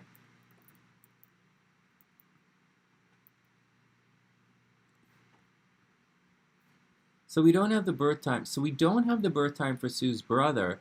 So I didn't put the birth city on here because that's going to affect everything, and it's going to give an inaccurate reading. So it becomes difficult to do a quote-unquote a relocation chart of this guy because there's like, we don't know the houses to begin with. So in this situation, I put the sun on the ascendant, excuse me, and I'll tell you all the bad stuff this guy's going through. Wow, this guy's got some bad stuff he's going through. Holy smokes, Susan. Poor guy. Well, here we go. Okay, so here we go. So I'll tell you some stuff. So here we go, starting the zombies for Susan's brother. I'll tell you some stuff that's in his chart that shows up in many people's chart, but I don't know that this guy is actually going through the things that I'm going to tell you that someone like this goes through. But so the guy's a Pisces, right? Like obviously he's a Pisces, and he's like a super artsy fartsy Pisces. Like Jupiter is in Pisces as well, right in front of the sun. So the guy, but we don't know his rising sign. But I do know that with this particular chart, this guy should be very popular and very, very successful. He should do well in life. He's going to have to push himself though. Now, and he shouldn't have too much problems pushing himself because he has Mars. Mars is technically, let's see, 14, 14, 14, 14, 14, 1, 2, 3, 4, 5, 6. Yeah, Mars in the 6th house. So the guy can be, although Mars is retrograde, it's highly possible that this guy is actually a workaholic. You know, he's a workaholic. He pushes himself hard. He's a workaholic. He's probably a little artsy fartsy. He probably plays music or something like that, right? He's a Pisces. He's probably highly intuition, and he's larger than life wherever he goes. There is a little bit of a possibility that, you know, he might have a little bit of a nagging illness or a little bit nagging sickness that he has to deal with. Now, I'm going to tell you guys something that might be controversial, but here we go. With Mercury right here in the chart, Mercury in the 12th house, this close to, it's not really that close to Saturn. Like, I wouldn't call it an aspect. I wouldn't say that Mercury is conjunct Saturn, and even remotely. Like, I wouldn't even it's not even close. Anything else at 24 degrees causing problems with Mercury? Not really. Maybe Jupiter is causing a little bit of problems, but not really. But having Mercury, if Mercury and Saturn were closer together, if in this part of the chart, then someone like that would have suicidal tendencies. So I don't know if this guy had suicidal tendencies or not. I'm just telling you some of the things to watch out for in the chart. There's a strong possibility this guy is blamed for everything he does. I don't think he's going to jail or anything, but I think he gets blamed. People are always trying to control him behind the scenes. He might have a little bit of depression. Hey, Al, what's up? I hope you're having a wonderful day. The guy might suffer from depression, a little bit of isolation, although he did try and kill himself, right? It might be controversial to say, but there's mental health illness in this chart. There's stuff behind the scenes, and yeah, he might try and kill himself. All right, let's move on. Let's not overly dwell on that. Over here, so let's just push it out, just pump out some of the obvious stuff. Major relationship drama in his lifetime. Maybe his partner dies on him. You know, maybe his partner died with Pluto retrograde in the 7th house or opposite the sun. It's like right opposite his Chiron. So he's going to be around some stuff that are definitely going to cause him some problems. So he's going to have to learn to live with it. Hey, Brandy, I hope you're having a wonderful day. And hey, Spring, I hope that's cool as well. With the moon in the 5th house, as well as North Node here. Well, this is not the greatest combination because he probably really does like kids. He's probably super creative, super nurturing. He's a really loving and creative guy. He's absolutely loving and creative, but... Oh, okay, one sec. The reading, so Priestess is accent. Oh, cheated. Yeah, cheating in relationships. Absolutely. Almost guaranteed cheating in relationships. I was talking about Lexus with this last night. We're going to take a break in 1 second, make our 11-11 wish. Let me just answer these 2 questions. We did on my exam, for those who study with me, the level 1 exam talks about cheating in relationships. And I put it all up. And this guy has cheating in relationships on his chart. It doesn't necessarily mean that he cheated, but there was cheating in the relationships. I'm going to do a video on that a little later today. As far as Priestess' question, what reading to pinpoint your actual birth time? It's called a rectification. You rectify the birth chart. It's a little expensive because it takes a while. I ask you a bunch of questions and then I try and figure it out. But that's what it's called. You rectify the chart. All right, let's take a moment for our 11-11 wish here. Hope everyone is having a super amazing day. My 11-11 wish today is, well, I always wish for my parents' health. That's the biggest thing. I wish for my parents' health. And I really do wish that I win the Powerball. I really do wish that I win the Powerball, but I don't know how it works. But that's the deal. All right, those are my 11-11 wishes. The AL mini astrology readings like this are 25 bucks. And you can pay by PayPal or YouTube Super Chat. All right, that's it. So those are the questions. Let's get back to reading Sue's brother's chart. So down here, oh, you were born dead. No way. We'll check it out because Rocktober has that in his chart. We'll look at it. We'll look at it tomorrow night in class because Rocktober had something like that. It has that similar in his chart. All right, so he obviously, he's very nurturing, super creative, super loving, super romantic. Probably likes kids, but there's going to be a problem with the kids. Maybe one of the kids was born sick. Or maybe his wife or his girlfriend had a miscarriage, and there was a problem along the way with the kids somewhere along the lines. He absolutely always has to watch his health. There's cheating and divorce in his chart, maybe death in a relationship. He's always being controlled by other people, which really sucks the bananas. He has to watch out if he's going to inherit any money. He has to watch out for it.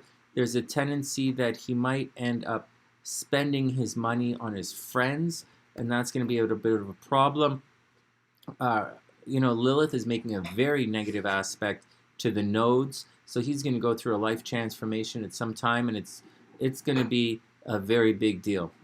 Over here, Venus is okay close to the South Node. It means he'll probably find some comfort in his support group.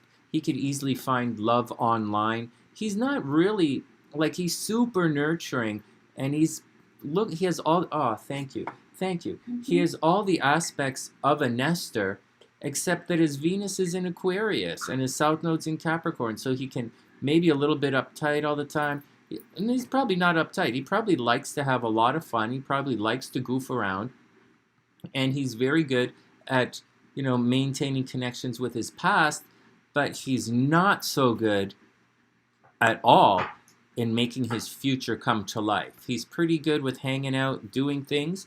He's probably pretty good with friends, but once again, he's not the greatest at making his future.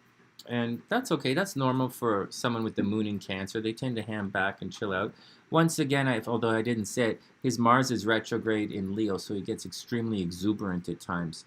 And he could get sick really easy. He could get sick really easy. He might be a little injury prone at times. Spending your money. No way. No way. Yeah, he has it. Yeah, he's got it. Oh, Susie, go.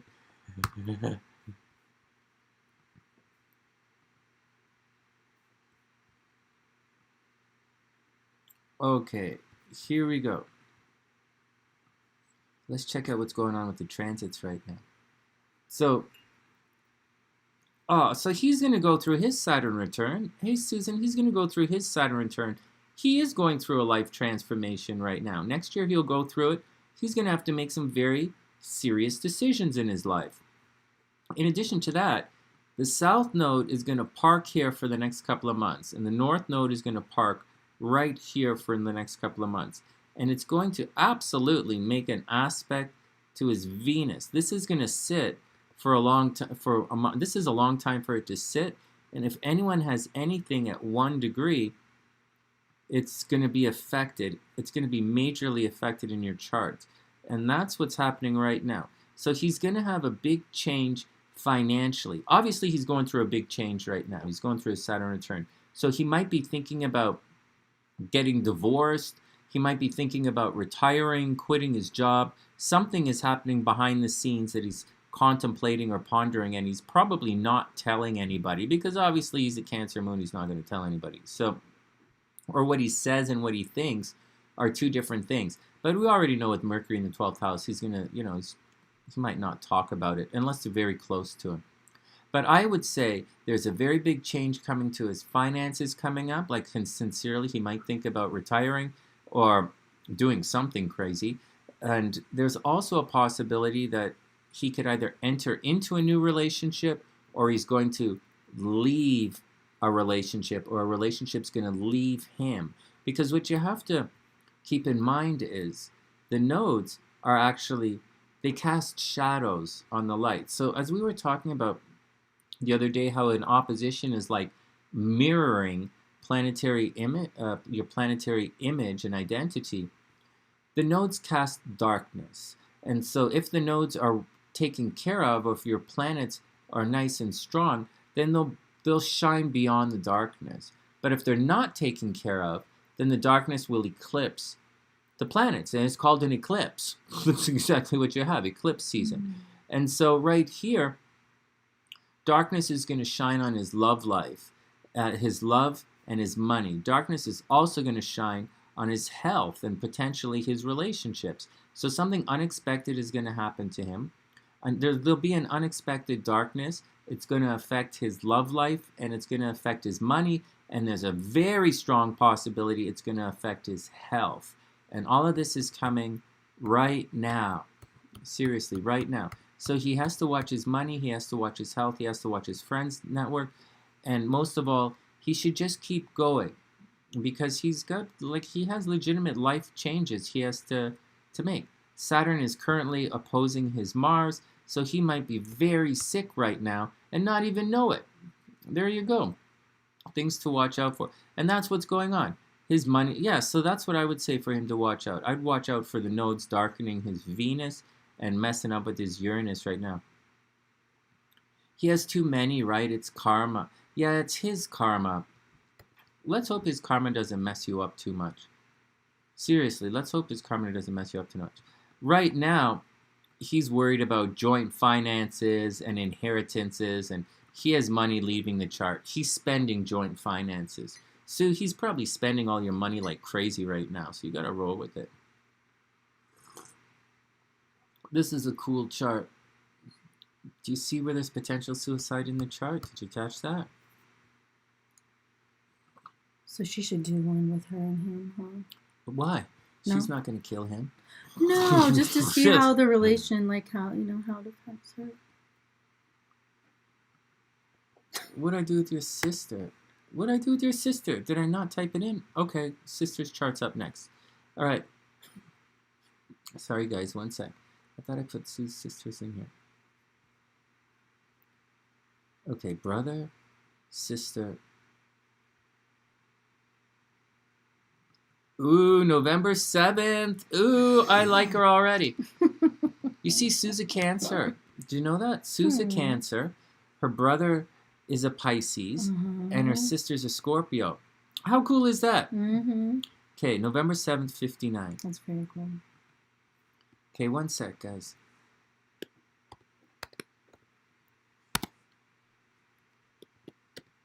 Oh, okay, well, that's okay.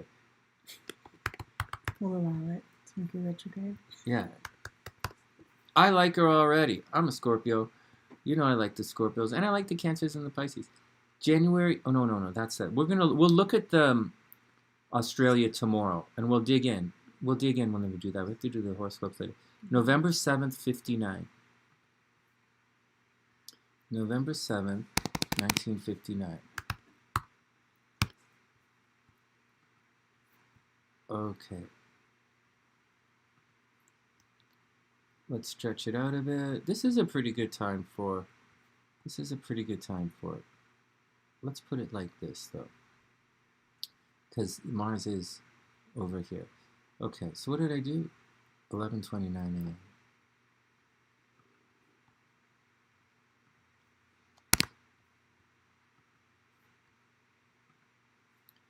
Okay, timestamp. Sister.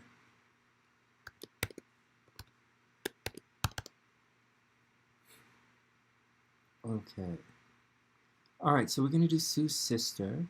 And thanks for the support, Sue. I really appreciate it, and I really do need the support right now.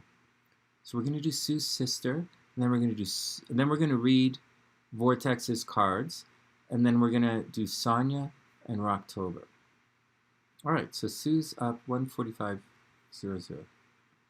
Say 146.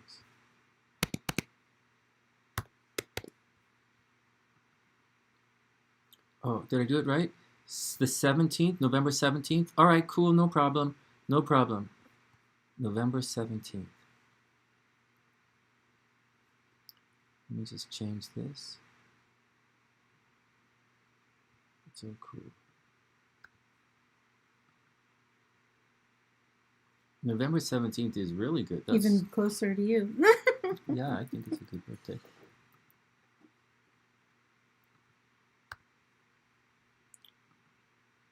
She's probably super psychic. Okay, you guys ready? Put the zombies up. Shrink this up.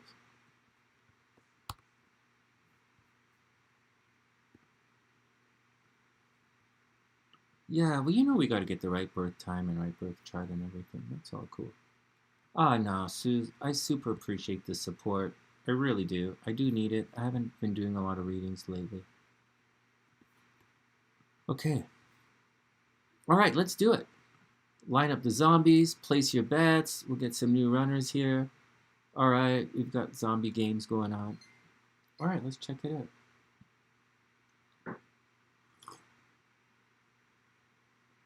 Oh, she reads tarot cards for the last 25 years. Yeah, no way. She's probably really good at it. Okay, here we go. November 17th, 1959. Hey, no way. That's my mom, the year my mom, no, when was my mom born? I can't remember. All right, let's do it. Let's hit the zombies and let's check it out. Hey, Sue, the family's probably very tight. Right? Like Sue, like it's probably a very tight family. Wasn't, the other guy had a stellium. The other guy was a Cancer rising, but he was a Scorpio, right? It was right here. Scorpio, Cancer, you know, a little stellium in Scorpio. And this one's a Scorpio as well, I think. And the Cancer moon, I think his Cancer moon, I think this is, Sue, I bet you guys were a very close family. Close and loving family. All right, let's do it. There's so much Cancer energy. You guys are definitely going to take care of each other. But you know, a lot of that water stuff can cause, you know, mental health problems, depression, you know. So, but anyways, you guys know what you guys got it under control. Okay, here we go. So Sue's sister. Okay, so a little bit of problems in the chart right off. So this is not right off. There's no problem.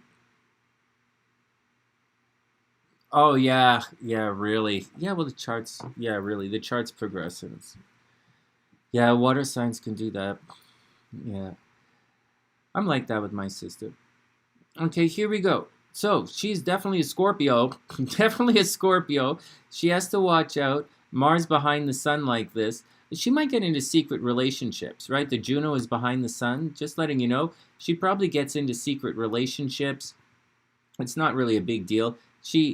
a lot of stuff happens behind the scenes for her. So she has natural haters, and she probably gets blamed all the time, and she probably gets unfairly blamed. There are also people who are constantly attacking her, constantly telling her what to do, and really trying to mess her up behind the scenes. The problem is, this really affects her. All right, that Mars makes a really negative aspect to her Chiron. She probably feels that if every time she says something, it causes problems. And as such, she might want to keep her opinions to herself, but she can't. Right? Things she say gets her into trouble. She has such an expansive and unique way of looking at things, right? It makes an aspect up here to Uranus, but I think it gets her into trouble, and there are people always messing her up behind the scenes. I don't think she can survive it. I don't mean it like that. I don't think she can actually keep her words to herself, because Mercury is conjunct Jupiter, so she's clearly a blurter. Right? She clearly has expansive ideas. She's obviously a super brainer, but she blurts it out. You know, she probably, as much as her words get her into problems, she probably just tells it like it is, and it causes problems. Oh yeah, she's clearly a control freak, right? She's a Scorpio control freak. But she doesn't see it as if she's controlling. She just likes to do things behind the scenes, and she's trying to take care of everyone. You see, her chart isn't it's not the greatest for a lot of stuff. Like, this is technically relationships, and the moon is up here. So the moon isn't technically, although it looks like it, it's not technically in her 7th house at all. At all. So she can be controlling in relationships. I'm going to warn you guys about something up here. The moon transiting through I guess it's kind of 24 degrees. It's going to be 24 degrees Taurus. So the moon, technically, she's going to have to watch out for things. Like, let's just say she has to watch out for losing her hair. There's a possibility she's going to lose her hair. And she might, she very much wants to take care of other people, take care of other people's finances. She absolutely has to watch out, Susan, for death by drowning. She has to watch out for water. She has to watch out for people around her drowning. Just watch out. She's got to watch out for drowning. But at the same time, she could lose her hair, and she has to watch out for problems. She has to watch out for problems in relationships. I'll tell you something. With Mars behind the sun like this, it almost guarantees divorce in a woman's chart, and it almost guarantees that her partner is going to die. So if she gets married, her partner is not going to make it. Her partner is going to die, or she's going to almost guarantee to get divorced. Getting back here, with the sun in Jupiter in the 1st house connected to Mercury. Now Mercury's retrograde, right? So she's going to be a blurter, but nobody knows what she's talking about. She's probably going to spend a lot of time thinking about her appearance, and she's going to be larger than life, and she's probably quite lucky in this world. She's probably very lucky, and she probably gets by a lot on her looks. Second marriage. Oh yeah, guaranteed divorce in this chart. Like, just guaranteed. Saturn's in the 2nd house. She's going to have to work hard for money. It doesn't say that she's going to inherit anything. It does say that she's going to have an association with other people's money, but with Saturn in the 2nd house, she's going to have to work her ass off. She has to watch out for people stealing money from her, but she will make a lot of money if she works her butt off.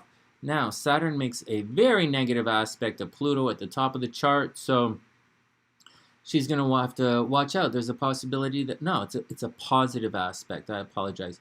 She might make money through an inheritance. She might make money through, someone dying and leaving her money. But that's the deal. That's the deal. Other than that, she's going to have to work very hard for her money. There's clear death in this chart. Susan, super rich. Yeah, I've been telling you guys. Guys, I'm telling you guys. Saturn in the 2nd house can make you super rich. I'm telling you guys that. You just got to figure it out. Seriously. Okay, now, there is 100% death in this chart. So someone around her died. I don't know if it's her first husband or what, but Saturn is making this really negative aspect to the nodes. it clearly indicates she's going to be around some kind of death in this lifetime, and she's going to have to deal with it. She's going to have to really deal with the struggle. You know, it might be the death of a relationship. It might be the death in her social network, but she absolutely has death in her chart. Hey, Daniela. Hope you're having a beautiful day. And that's what's going on in her chart. This is a hell of a chart. You know, she's probably... So she has absolutely... She could be famous if she wanted. Right? This is in Astro Sector of Friends and Social Network. She could easily be super famous. Not like super famous, but she has the possibility to be famous. She should marry rich. She probably has wealthy, good-looking friends. She probably has wealthy, good-looking friends. She just has to watch out for the stuff behind the scenes. So do you guys see that? She should be very successful. She's a bit of a blurter. She might have communication problems. She should rely on her looks. She's obviously sexy. She's obviously a sexy control freak. What do you want? Like that? She's a Scorpio. And so Daniela wants to be famous. I'll show you how to be famous, Daniela. Don't worry. I'll sit there and we'll talk about your chart when I'm in Wisconsin. All right. Anything else you have to watch out about this chart? Relationship problems, right? Obviously, Lilith is here. She's fucked. She's fucked. There's nothing you can do about it. She wants to do well in relationships, but it's not gonna work out for her. And that's the deal. She might travel a lot in this lifetime, get unexpected opportunities to travel. It's going to be a problem. Traveling is going to cause problems with your brothers and sisters. Someone might die while traveling, so you have to watch out. At the same time, she might meet her husband while traveling, but she's in 1959. She's the super fat. Yeah, I didn't want to say it. Jupiter in the first house. You guys know what that means. You guys, all the sunny siders know what that happened. You know, I did say larger than life. I did say she's probably quite jolly. So,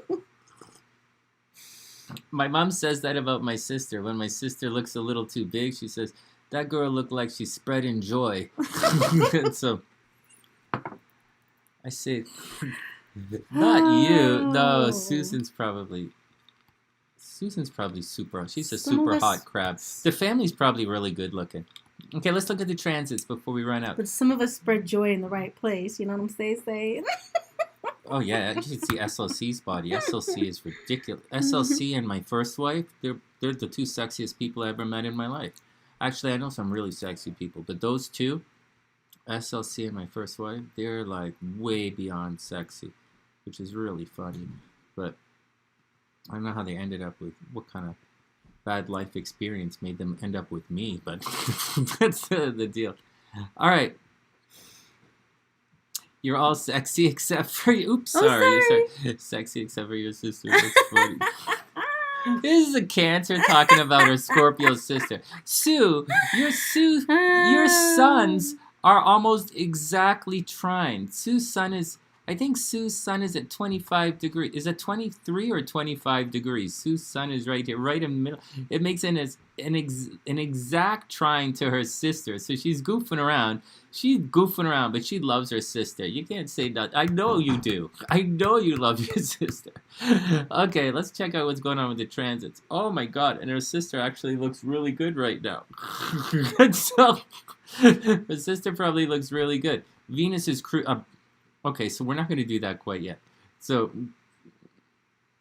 yeah, Plutos are sexy.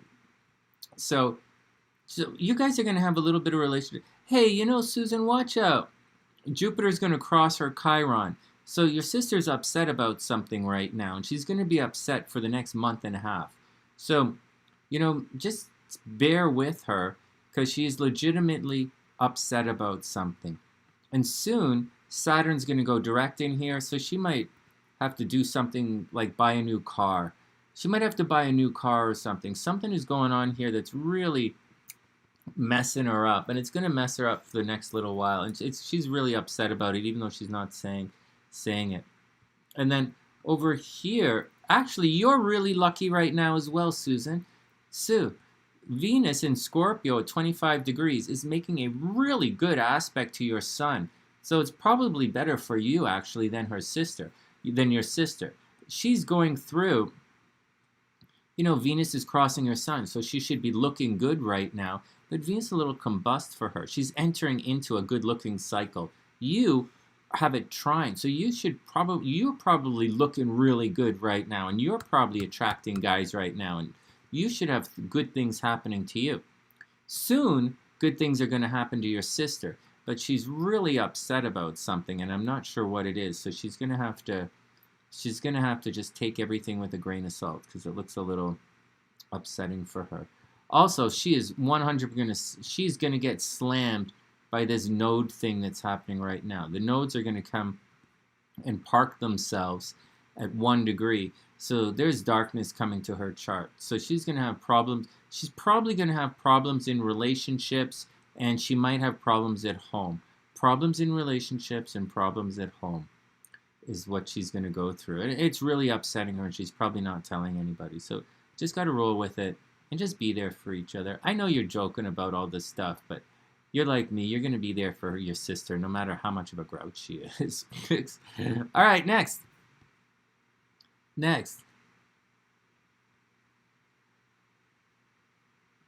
Oh yeah, Mars behind the sun is absolutely gonna. There have been so many Sunny-siders who have gone through it.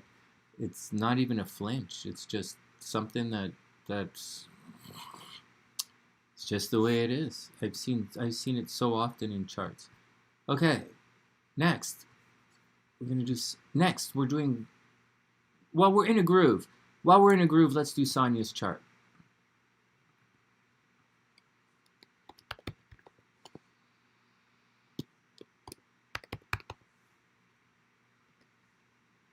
Are you still married? Are you sure you're still married? Sometimes we're not married anymore and we don't know. That happened to me. Did you know I wasn't married and I didn't even know? Wow. And I got blamed for it. I thought you were psychic, bro. I thought I was psychic too. It's gonna be great. Did you guys know that? I wasn't married and I didn't even know. Don't judge me for what we do when I'm separated. Okay.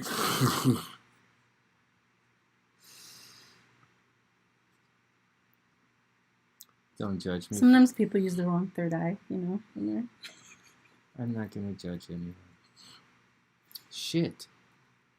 Damn. 1 sec. I have to put the timestamp in.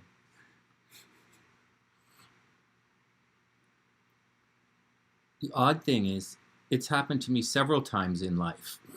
I was broken up with someone and I didn't even know. They forgot to let you know. I don't read memos. I give memos. I'm busy, man. I'm busy.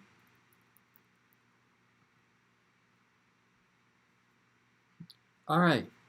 I'm sure Amy can relate. So, okay. Zombie race timer. OBS. Pull up some charts. There's me in the bald one. Mm-hmm.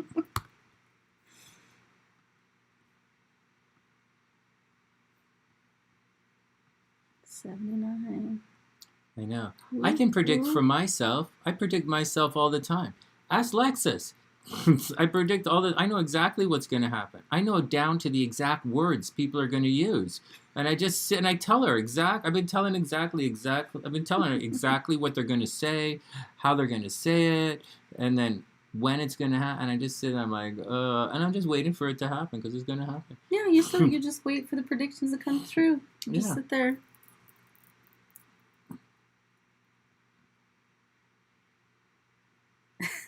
Oh, yeah. Well, you know what, Susan? She's a Scorpio. So it's very normal for... Oh, Amy, I'm sure your guy is using his third eye. No, Mike is right. It's a little bit different. No, we're going through with the cards. It is different. I agree with you. And so, all right. I look at it differently, though. You know what, guys? I look at it like my tarot cards have a personality all on their own. So it's not really an extension of me. It's my tarot cards talking is how I look at it. And sometimes the tarot cards talk to me. The astrology is a little different, though. All right, next. Yeah, and Sue, I can imagine. She's a Scorpio. She's probably jealous of you. Scorpios get jealous. All right, Sonia's up. Let's go check out what's going on in Sonia's chart. See if she's attracting more Scorpios. Oh, wait a second. Let's stop. This is a picture.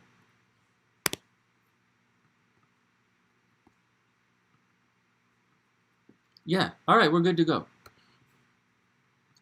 Okay, here we go. Sonia's up. Okay, so for those who don't know, Sonia is an Aquarius somewhere around here.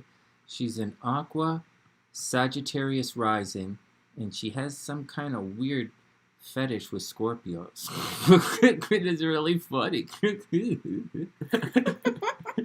Because she doesn't really have anything in Scorpio in her chart, right? She doesn't really have water signs. And a lot of this stuff actually square Scorpio. Right?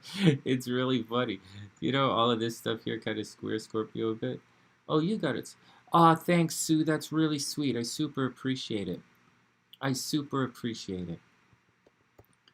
So Sonia has... Okay, so forget about that Scorpio stuff. That's just nonsense. Let's move on. So right now, so she has, she has Mars and the Sun in her second house technically.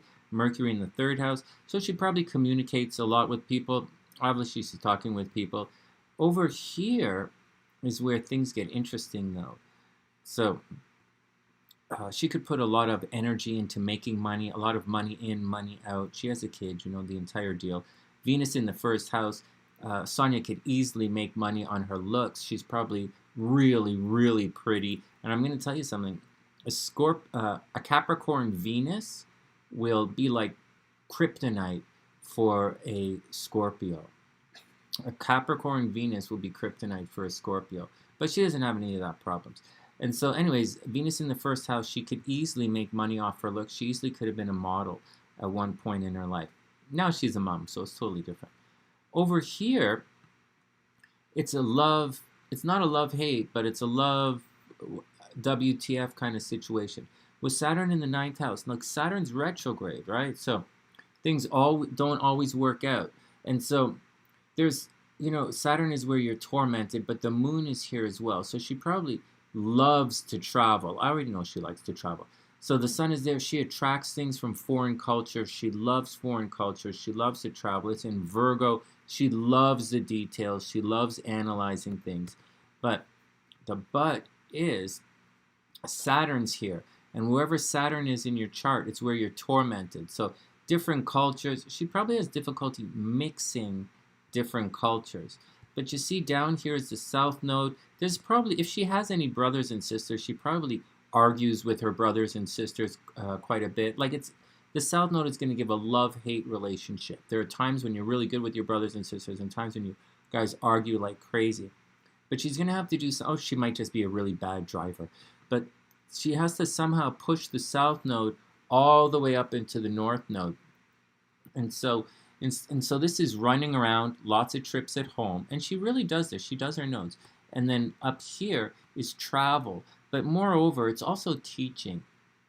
And with the moon in Virgo, she's probably very self-critical about herself and her place in the world. About her, herself, her beliefs, her place in the world. And sometimes her belief, I would guess, in the 9th house, because all of this stuff here, sometimes her spiritual beliefs don't always jive with her home environment down here. So she's, or, the city that she currently lives in. So she might have to get out there, right? Get out there to the North Node to really explore her moon. Her moon might be a little cramped in New York, which is not so, just saying your moon might be a little cramped in New York. All right. What else is going on? What else is happening in this chart? There's, sudden, unusual friends, rebellious friends. That's all pretty cool. And, Pluto up here, retrograde. She's going to have big problems publicly. She might end up spending a lot of time at the office. She might end up being a workaholic. She might have whoever she works for, whatever company she works for, might always be closing all the time. She always gets jobs at companies that always go out of business. Anyways, right now at the top of the chart, oh, you live in Florida now. Hey, no way. I have you up in Manhattan. Let's pause this. It's not going to change, but we'll do it. Sonia, where in Florida do you live? Oh, look, we've got you relocated right here. Ocala, right? You're in Ocala? 2:30 a.m. 2:30 a.m. Yeah, let's do it. You were born in New York. Yeah, I got you. I got you right here. You'll see it's not going to... From Florida, okay, Ocala, Florida is right here. And you'll see the change, right? See, it changes a little. Nothing's going to change houses, but it does change a little bit. See, it's right there at about 12 degrees. And it's like 11 degrees. But that's the way it is. Let's look at your Florida chart. Like, we might as well look at the right chart. Okay, so this is what's going on right now. So you're going to have to... I got you right here. So right now, probably something is happening at the office. You're probably working your butt off. Right? Everything is moving through. You probably have a hater at the office, or you're putting in extra hours at the office. You might be looking for a new job, but I don't really think you're looking for a new job. But I don't know that this is the greatest time to actually get a new job. It appears as if you're just really busy right now, and you might have some haters at work. With Mercury retrograde, right, you see it's just on the cusp right here, right there. So with Mercury retrograde here, you know, you've got to go back. Oh, let's continue. You've got to go back, and you have to do, you know, old projects, cleaning up paperwork. Maybe people from old jobs are going to contact you. Maybe lovers from the, you know, old relationships. Oh, hey, El Yang. All right, next. Those readings, El Yang, those readings are $25, and I'd love to do it for you. Okay, what's going on? So that's the deal with that. You might be, Sonia, you might be involved in a little bit of a secret relationship. Seriously. You might be dating someone behind the scenes, or someone has a crush on you, or you're just not feeling the love from someone. It's one of the above. You're either not feeling the love right now, but it just crossed Venus, so it just crossed Uranus. So I would expect something sudden and unexpected happened in relationships behind the scenes. But there's a possibility for, you know, getting into a secret relationship right now, or someone definitely has a crush on you.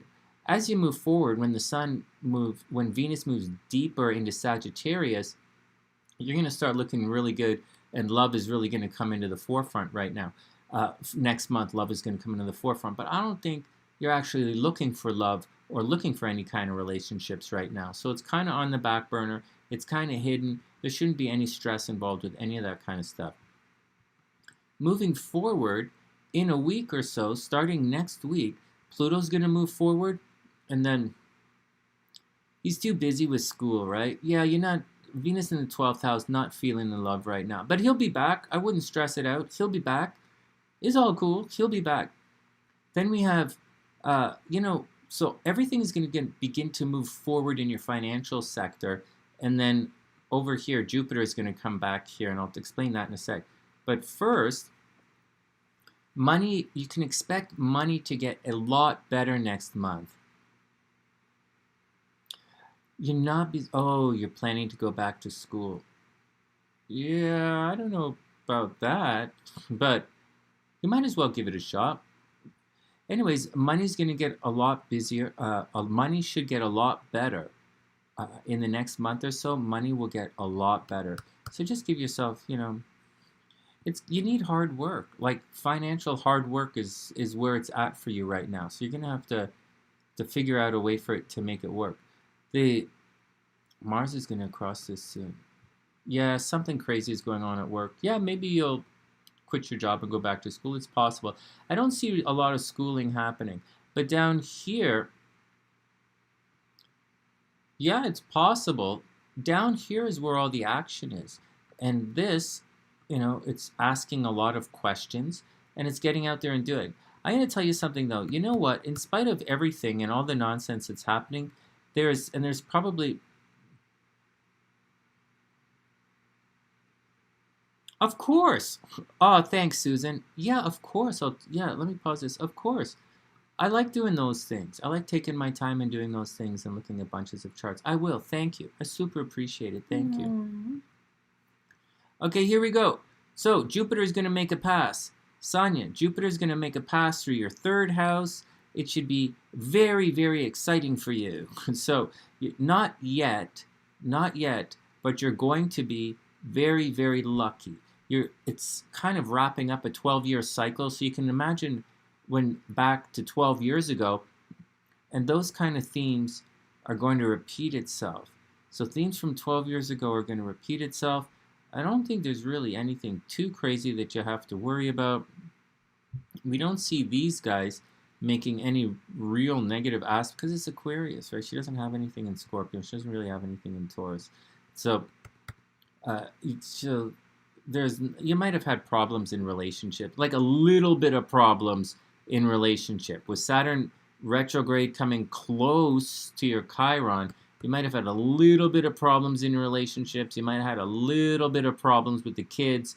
It might have been stressful. Things would have been coming back, but not nearly as difficult as, say, the spring. In the spring, you probably had a lot of problems in relationships and a lot of problems with the kids. You're coming back a little bit, but in a couple of weeks, it's going to go forward. Everything's going to move forward again, and it's not going to get down to 5 degrees, so you don't really have to worry about it. Same with this Uranus coming backwards. It's not getting down to 5 degrees, so nothing is really going to impact your Chiron as you move through. So I wouldn't overly stress about any nonsense. I really wouldn't stress about anything in life. If you want to go back to school, it should be good. You should be quite successful at it, and I would just take your time. Seriously, what are you going to study? You're going to go back in January? January is the time to do it. I wouldn't start anything right now, but I do believe January is the time to move forward. Are you going to do your master's degree? Or are you going to do a new designation or something? I think it's a really good time for it. You see, you have a giant stellium in your 3rd house, and your stellium is what's getting activated by Jupiter. So you're very lucky in this area of your chart, but you're going to have to... Yeah, you're not gonna have any problems. It's not life threatening. Oh, IT data analyst, go do it. Oh yeah, 100%, 100%. Yeah, that's perfect for you. I say 100% go do it. It's perfect. You're gonna be very, very successful at it, and to do it as much as you can, to soak it up and milk it all up as much as you can.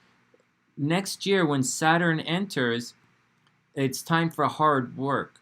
When Saturn enters into it, the game, it's going to be time for hard work. But Saturn's not coming in anytime soon. So soak up all the Jupiter fun. Soak up to do the thing and don't stress it out. And then, so the first half's going to be very, very busy. Right? Jupiter's going to make it very busy.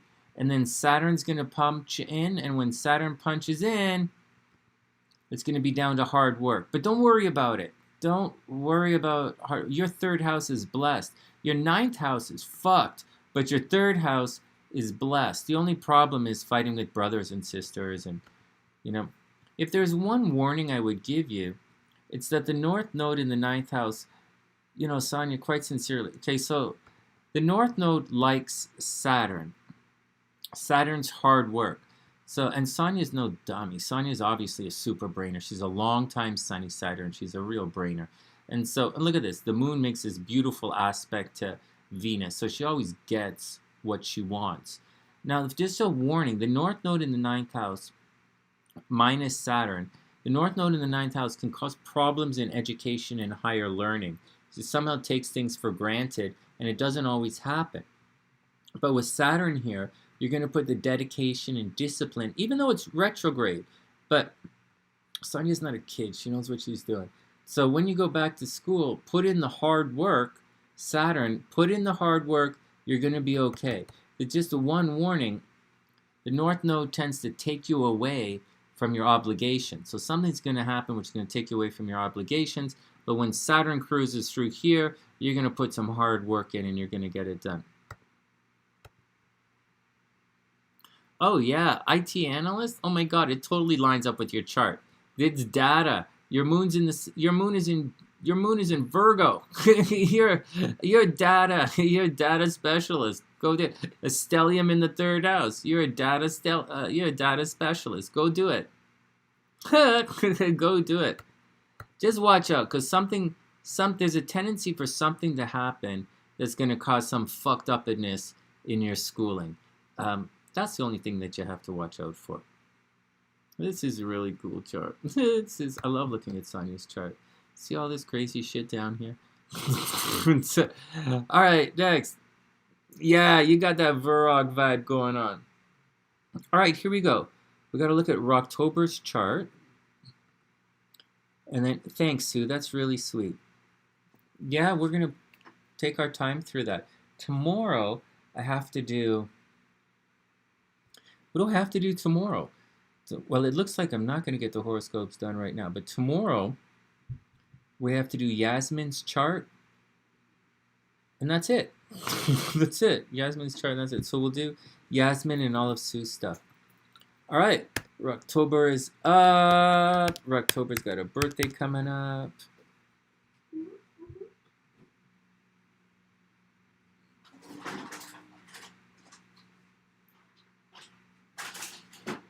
Oh, 15 months for a divorce? Oh, Sue. That's horrible. That's horrible. And if she's getting jerked around all this time, right? That's absolutely horrible. I have, I don't even know what's going on in my divorce. I didn't even know I was getting divorced. So, clearly I am now, though.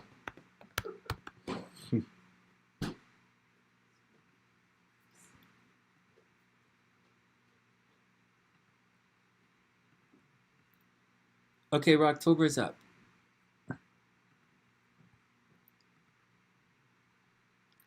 October's up. Then we're going to look at Vortex's chart. October's got the timestamps going on. A year with kids in Louisiana. That should be the name of a movie. The name of a movie or the name of a book. So, oh, I have a private reading that I didn't get done yesterday that I'm going to have to get through in the next little bit.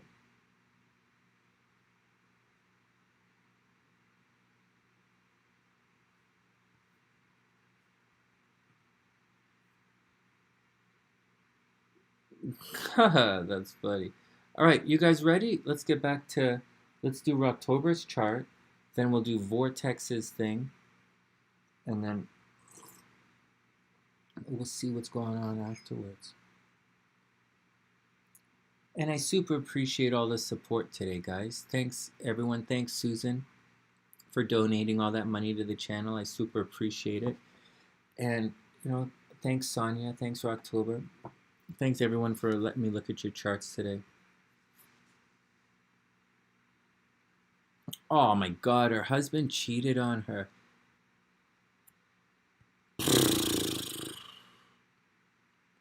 Yeah. You know what I found? You know what I find?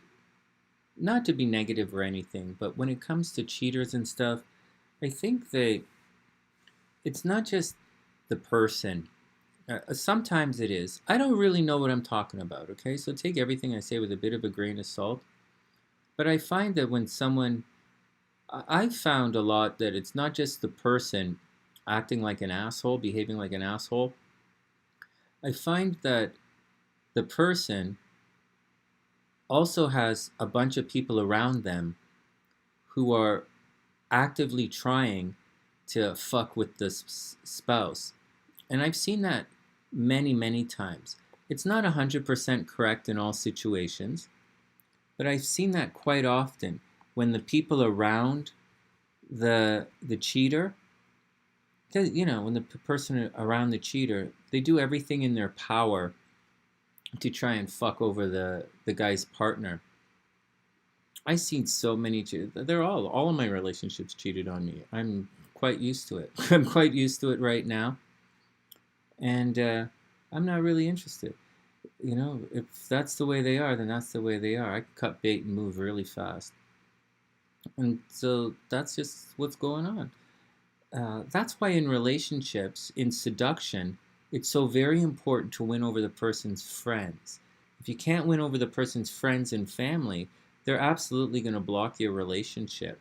So you must win over the person's friends and family. Even if the person's a narcissist and tries to, even if the person's a narcissist and they try to, devalue you or say bad things about you or smear you to everyone that everybody knows, it's important to not be like that because they're going to try and smear the crap out of you. But you have to be strong and authentic within yourself so that people can say, they're not really like that. That sounds like something fucked up is happening. And that's just a little heads up. But I don't really have time in my life for cheaters, although I'm used to it. And I'm just warning you guys that when the smear campaign comes, misery loves company. And that's the deal. And I have no advice for anyone whose partner's cheated on them. I have no advice for anyone who's getting divorced. Hey, Angelica, hope you're having a beautiful day. The only advice that I have is the same advice that I always give. And that is, you should do your best to shine as brightly as possible in your own authentic way so that your destiny can find you. And that's what I have always believed, and that's what I still believe. You have to simply shine as brightly as you can for your destiny to find you. And that goes for everybody. In the meantime, you might be, stuck with a whole bunch of wandering monsters trying to grab you. There might be a lot of people trying to bullshit you, a lot of mentalness and effery. So you just got to take it all one step at a time. Oh, Lady Di. I don't even know how to check the lottery tickets here in Arizona. I don't know. I just roll up a whole bunch of dollar bills and throw it into the vortex. That's what I did. That's all I do to make... No, I'm just joking. Oh, no, your ex-Sag contacted you last night. Oh, that's going to be a painful experience. So, okay, and someone said, yeah, to Numb, we absolutely have time for Tarot. I'm going to read October's chart right now, and then we're going to get down to a couple of Tarot readings. Let me just change his timestamp.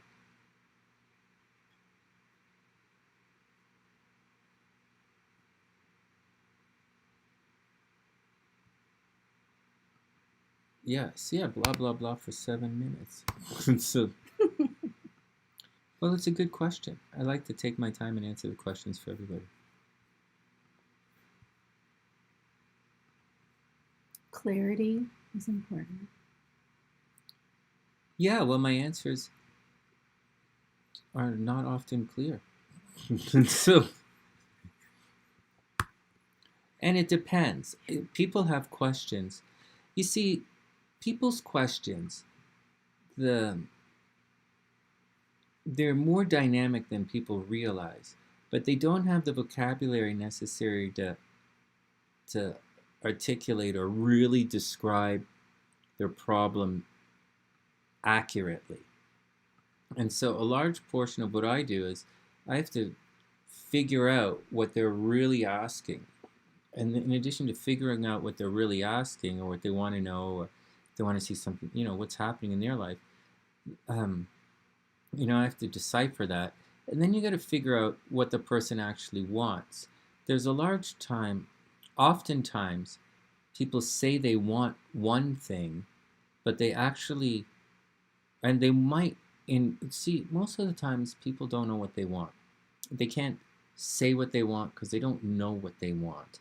Or they want something that doesn't exist. Or they want to be part of a story that they do not belong in. They want to be part of I'll tell you guys this, too often people want to be part, like everyone wants to be Cinderella. But nobody's Cinderella. Cinderella had to do her chores. If you don't do your chores, you're not Cinderella. You can't be Cinderella without a fairy godmother. That's Cinderella. Maybe you're someone else. Maybe you're like Snow White, right? Maybe you're not Cinderella. So you can't be that part in the story if you don't do what that person does. It's that simple. And for the story to continue, you're going to have a prince in Cinderella. Not just some Jaffa with a nice car and some smooth talk. You're going to need a legitimate prince. And you got to remember, the prince didn't want Cinderella. She wasn't even invited to the party. And so, if you want to be Cinderella, you're going to have to, there's more to it.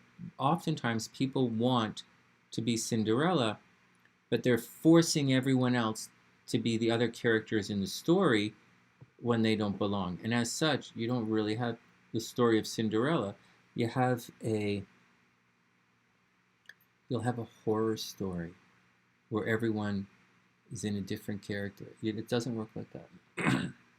The best thing to do, the absolute best thing to do, is be you, unashamedly and unapologetically be the best you that you can be, and to resonate proudly with your own story. And that's the best you can do. But if you do that, you will be very successful in life. If you don't do that, you're going to be living the dreams of someone else. Quite literally living someone else's dreams. And like, look, you run Airbnb here. That's a very unique type of business. And you didn't just dream about it, you did it. And as such, that leads you to a particular lifestyle and some choices that are available to you that you wouldn't have had available to you in other ways. And you shouldn't, and you don't, but a lot of people do. They'll judge you on your lifestyle without realizing that your lifestyle is a result of a completely different story that they can't comprehend. Had they lived, or my lifestyle, people can't comprehend my lifestyle. And you just can't until you are aware of and respect these different stories that you can go through in life. And these stories are always changing. All right, that's my 2 cents on that. In other words, just do your thing and let your destiny find you. Because if you go the other way around, you will always lose. You will always lose living someone else's story. The clock did strike midnight for Cinderella. Well, I like that because I always say if the shoe fits, wear it. When I post about Cinderella, it's kind of the same. Like if it's going to fit, your life's going to fit. I feel like a lot of the things astrologically, that I like to do, I like to do as a little girl. Like, I feel like we end up living if we follow our intuition. I feel like we end up living what we're supposed to live if we listen to our inner voice and not the outside world. Sonia says she's not a princess. Sonia's she tracks Scorpio. She's probably a dark princess. Meme says she's Tiana from Princess and the Frog and Rapunzel. Sonia definitely, absolutely is a queen. She's like super hot. It's not even funny. Anyways, and Memes is like, she's all right. Hey, Mousy Bells. That's what I was What's thinking. up, playa? The Little Mermaid, Ursula. All right, let's do Rocktober saying. I'm pretty certain Rocktober doesn't think of himself as Cinderella or the Little Mermaid. Rocktober might think of himself as the that octopus witch in the Little Mermaid. Oh my God, I bet Rocktober thinks of himself as that octopus witch.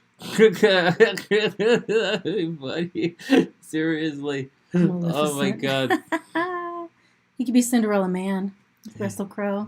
Yes. Movie. Cinderella Man. Oh, seriously. Such a good movie. All right, let's look at this and see what's going on. Then we're going to get to the tarot readings. Hey, Mousy. Well, I hope you're having a beautiful day. All right, enough. It's an... This is Prince. Not me, man. I am all frog. All frog.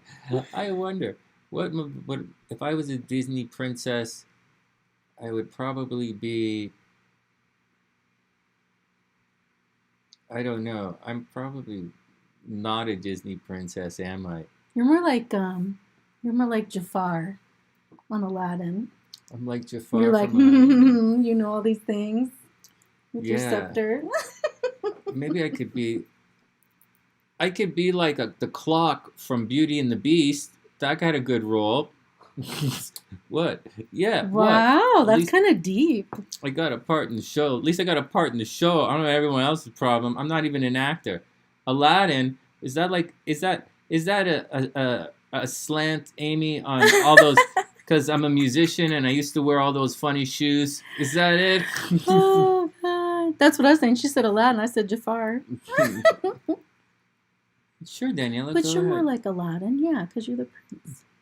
Yeah, or Daniela, we're gonna see you if you're in class tomorrow night. We'll look at it. We're gonna do cycles in class tomorrow night, but it's up to you. It's up to you. Go ahead. You know the PayPal thing. Lady Di didn't even get one numbered. Well, join the club. All right, let's move on. All right, what would okay, hold on. Let's get back to this. Let's do October's chart. Oh my God. Love it. I only get the girl temporary. Yeah, we're gonna do cycles tomorrow. Stick around tomorrow. You're gonna Danielle, you're gonna want to hear it, and we'll look at your chart. You're absolutely gonna want to hear it. Madison. I know TiVo was in Madison. I was coming to Madison. I was going to Madison in 2 weeks. I was gonna visit you and TiVo, but she's in Phoenix right now, so I'm gonna somehow find a way to go visit her while I'm over here, and then move on. All right. Yeah, she's going to be in... She was in Madison. I was going to Madison, but I got to go to Phoenix now. All right. I got to check up on her. I don't know what's going on. All right, here we go. Here we go. What's up, Midnight? Everybody's in Madison. Madison, and I don't know where anything else is. Okay, so here we go. Oh, lunchtime. Hey, Sue. So it's 9 a.m. 9 a.m. Pacific time is when I'll be on tomorrow. 9 a.m. Pacific time. So pretty close to the same time I was on today. Okay. Pacifically. Mm-hmm. Oh, Daniela, you'd love it in Sedona. You should take a vacation. Next week, we should all meet up in Sedona next week, because I'm still here for another week. Or what we might do, Daniela, if you want, which might be fun, when I'm in Chicago, at the end of the week, when it's time for me to leave, if you want, we could all pile in a car and drive back down, drive to Sedona or Phoenix, because that's what's happening. But it's up to you. Something to think about. Something to think about. Take a week and we'll... Yeah, a Vortex class. That would be really cool. We could stream from the Vortex. I might do it. All right, here we go. Let's get back to work. Rocktober's chart, then a couple of things, and then we'll book off, because it's been about 2.5 hours now. All right, Rocktober's up. Can you ask your sister? All right, check it out. Check it out. Check it out. So Rocktober has this big death thing in his chart. Not here. Not here. He actually, it is right here in his chart. It's not supposed to be right. You would think it's right here, because this is the psychic and death part of the chart, as far as, a certain part of it. But this right here, and I sent a handout a while ago. I sent out a handout a while ago in the class, but we didn't get a chance to look at it. But this, when you have this part of the chart stacked, and it doesn't, let's not, force anything here. It does spread out quite significantly, right? It starts fairly, early. So without trying to force anything, this is going to attract a lot of death in a chart, quite straight up. Death, maybe sicknesses, but we know October stories, so it's going to be death in the chart. The 13th is an amazing degree, actually. I like it. Okay, so what's going on in October's chart? So he has to watch out for his identity, of course. He's obviously a serious relationship machine.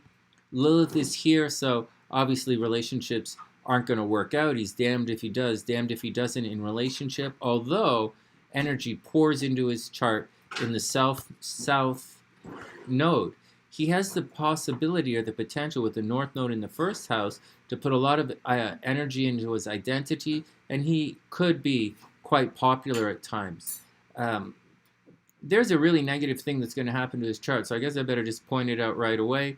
The nodes are going to park right here at 1 degree and down here at 1 degree, and his transiting nodes, his natal nodes are right at 1 degree. So Rocktober, I would watch out very sincerely. There's no, like, obviously 1 degree Pisces doesn't, oh yeah, it's going to be square. It's going to be, no, it's not. What the hell's wrong with you? 1 degree Virgo, it's down to 1 degree Gemini. Oh, Rocktober. Oh, you're fucked. You're going to be okay, man. just chill it out. You're going to have 1 degree, hold on a second. It's going to be 1 degree Gemini. Where the hell's the other node? 1 degree Gemini. 1 degree Gemini and Sagittarius absolutely squares the fuck out of this. Rocktober, and it's going to sit here for the next couple of months until, yeah, Daniela, we'll talk about it. Let me pause this, because we got to look at this. Rocktober is absolutely going to have one hell of a fucked up fall. Yo, Rock, you got to watch yourself, man. These nodes are going to come in, and they're going to park right here in your 4th house, and they're going to park way up here in your 10th house. So something real screwy, fucked up bananas might happen at home. You might be forced to move. Your mom might get sick. There might be some crazy bananas. You might have a real fucked up situation in relationships, and it's going to sit for a while. It's going to take a bit of time. Bad visions. Watch your health. Watch your health in the most serious way, man. I've been looking at this specifically for a lot of people, and it's a big thing that's coming your way. You moved. Yeah, the move is almost guaranteed.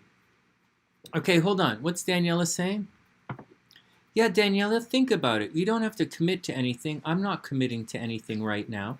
But later on in the week, when things begin to move forward again, we'll think about what's happening.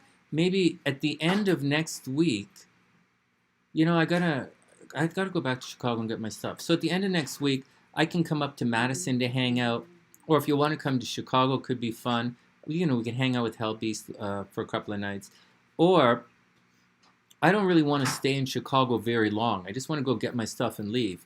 And so if you want, we could come and hang out and come back to Sedona maybe, depending on Lexus. Or maybe we can go hang out in Phoenix, or there's sunny. Maybe we'll go to LA, or maybe get a group to go to LA and chip in on an Airbnb. Yeah, but LA's a little far from Madison, and she's got her life she's got to deal with, right? So she's more for it's more of a weekend trip.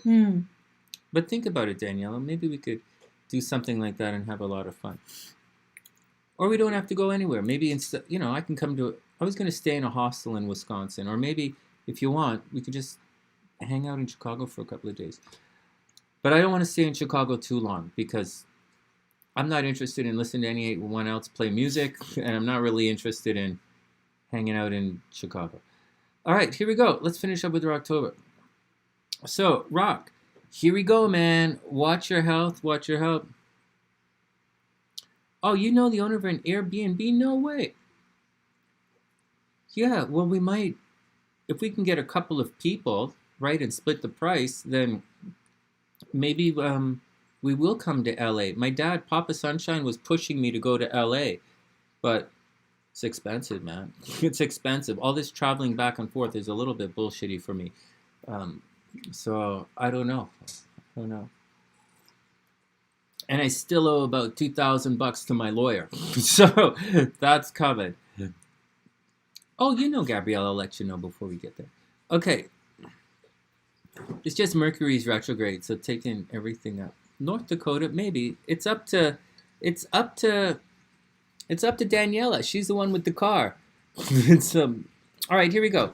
Back to October Sing. So, Rock, the nodes are just going to square, man. There's no real way around it. And so you have to watch your health. And like, yeah, moving is definitely a thing. Just be careful. Just be careful, be careful, be careful. Saturn is going to, later on in the year, not 2021, in 2022, Saturn is absolutely going to square Saturn. So although you might think you're out of that life transformation thing, and you might think you've entered into that new life, not yet. You haven't quite done it yet. There is going to be a problem coming up. Maybe it's an identity thing. Maybe you get sick. Maybe your mom gets sick. Maybe your sister takes a little bit of the attention away. Uranus is going to go direct, and then your sister's going to act crazy again. But I don't think at 14 degrees, Uranus is really good. Well, yeah, Uranus is, yeah, I wouldn't, yeah, your sister's going to cause a little bit of problems. Your sister's going to cause a little bit of problems, but when Uranus goes direct, you're just going to shake it off. It's not really, she's not really bumping into too much damage in the next little while. A little bit of damage right now. I gotta confess, a little bit of goofiness from your sister, but moving forward, it's gonna, when it moves forward, gonna be a little bit more bullshit, and then it's gonna pass, and you're not gonna have to worry about your sister for a while. But you are definitely gonna have to continue worrying about your mom. So watch out for that. I don't even know if your mom's still alive, but there's problems at home, problems with your mom. You're gonna have to deal with it. Over here, things should be pretty loving for you. So we're going to talk about this in the class tomorrow, but this is technically a Venus return. I like to look at Venus cycles beginning in the first house because you'll look good. But like, Venus cycle technically begins right here. And so you should be good. You should be good. You should be attracting right now. You should be very popular. Everywhere you go in the world, like say you go to the grocery store, people should walk up to you and say hello. Or people should recognize you everywhere you go. So it's a mixed blessing. There's a strong possibility you're going to get a new job right now. Yeah, strong possibility you're going to get a new job. You should have a lot of job opportunities. But the most important thing is you're super popular right now. Over here, watch out for other people's money, other people's money, other people's money. You might have a lot of expenses right now. The people might be draining your resources. You're probably paying for everybody. Or with Mars there, you're looking for a way to pay for everybody. Hey, Woogie Boogie, what's up, playa? I hope you're having a super amazing day. So, but on having said all of that, Mars, you can see Mars is finally past, for the most part, all of this stuff. So you're going to have another couple of days, and your birthday's coming up, right? October 6th, your birthday's in a couple of days. And so, oh my God, Pluto's going to move forward right on your birthday. Oh, crap in hell. Where's Pluto? And Mars is moving. Yeah, Mars is going to move too. So in the next couple of days, you should find a lot of vitality. You should find your energy returning. And you're going to be in a fighting kind of mood. Now, with Mercury retrograde, you are changing your mind about things, maybe something at a distance, higher learning, spirituality. Questions abound, things are coming back. You're going to have to work through it. You know, just work through it. Whatever's going on that's stressing you out, just work through it. You know, higher learning, problems at a distance.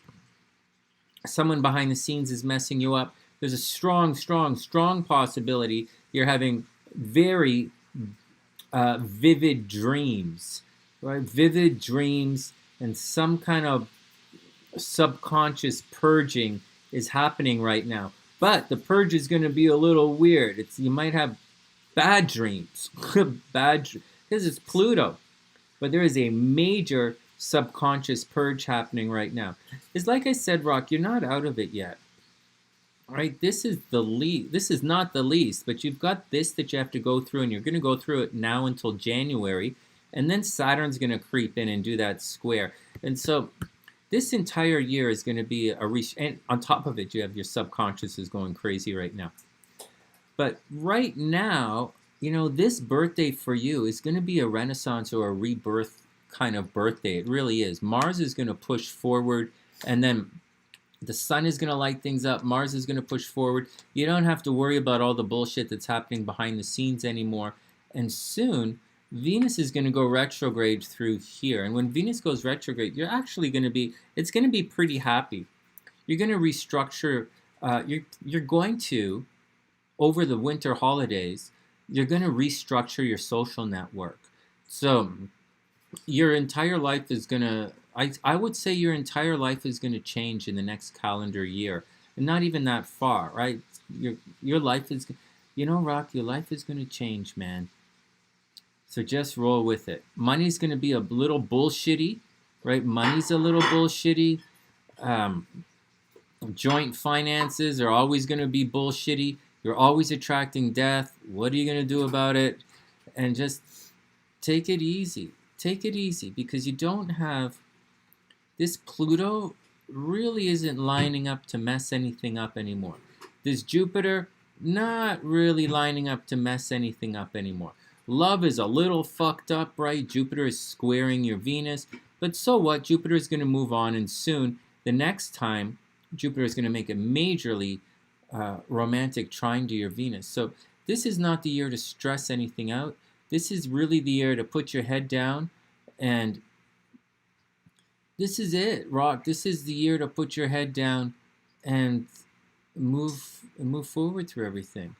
You see he's in 1970. There was someone else we did was 1970 earlier today.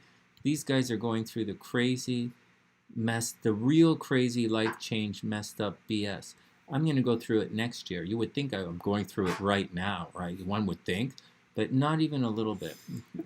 I know that next year is going to be an absolutely brutal year for me. I'll probably be flying back and forth from different places a lot, having to take care of clean up a lot of messes next year. There you go, Rock. You're going to be okay. If I were you, I would just focus on you and this change. A change is coming, and just stay on top of it. Stay in front of the change, because the change is coming. Stay in front of the change. And that's all I can really say. All right, let's put that down. Let's see who else we have in here. I think that's it. I think Vortex is up right now. And then we got to take a break, because it's been 3 hours and we got to take a break. All right, Vortex, let's look at your cards, and then we're going to get out of here.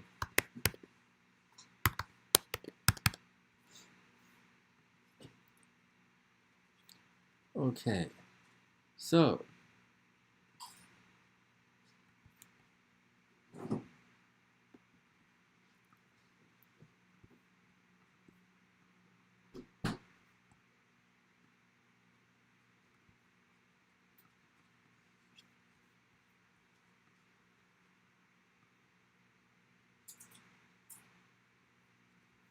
okay, let's do it. Vortex is up. I didn't do the reading for everybody, but that's okay. We did lots of mini readings, and I appreciate everyone's support. I really do need your support. I really haven't had a chance to do all my readings and stuff, so I really do appreciate everyone's support today. All right, let's look at some Vortex's cards, and then we'll call it a bit of a day. Do we have to do Susan? No, that's a donation. We're going to do Susan's tomorrow, because when I'm fresh, because we're probably going to sit there and do because there are a bunch of charts to look at. We're going to look at Australia's chart, that chart from New South Wales, because sometimes that's more important. Like the American chart, some people say it's the 4th of July. Others say the Confederate chart is the real chart of the United States, so the United States really in Aquarius. Oh, okay. That's what some people say. All right, Vortex, here we go, playa. Can you refresh your screen so we can see how we're doing on this? Mm-hmm.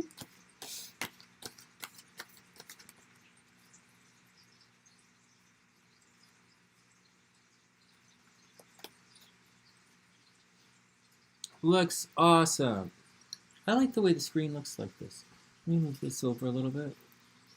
I'm only using one computer and no monitor, so it's a little bit weird, but at the same time, I kind of like it. It's all right there. Oh, 2 Numb. Oh, I didn't write it down. 1 sec.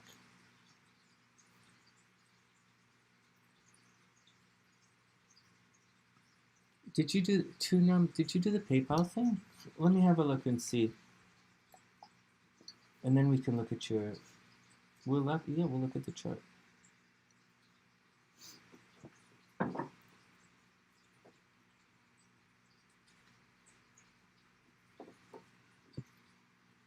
She has court tomorrow, right? That's crazy.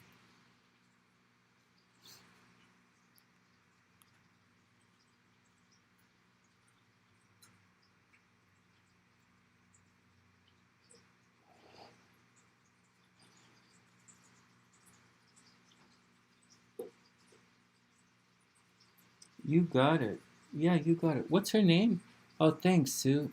Oh, thanks, Sue. That's really, really sweet. I super appreciate it. Yeah, we'll do the 2 readings. We'll do the 2 readings. Everybody, one sec. Hey, Lala. Are we looking at the main screen? One sec. Okay. Let me just put 2 Numb in the description box. Oh, no. Can you guys see me? Oh, yeah, you guys can see. You got a 2 Numb, Vortex, and then 2 Numb. Yeah, we'll look at your sister's chart. All right, Vortex is up. My computer's slowing down. Okay.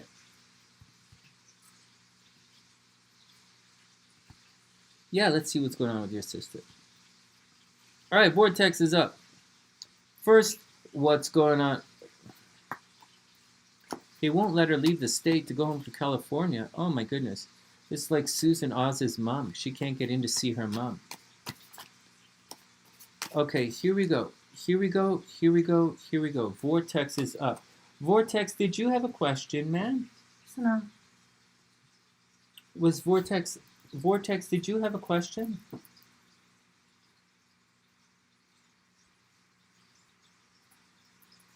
All right, here we go. Let's read Vortex's cards and see what's going on.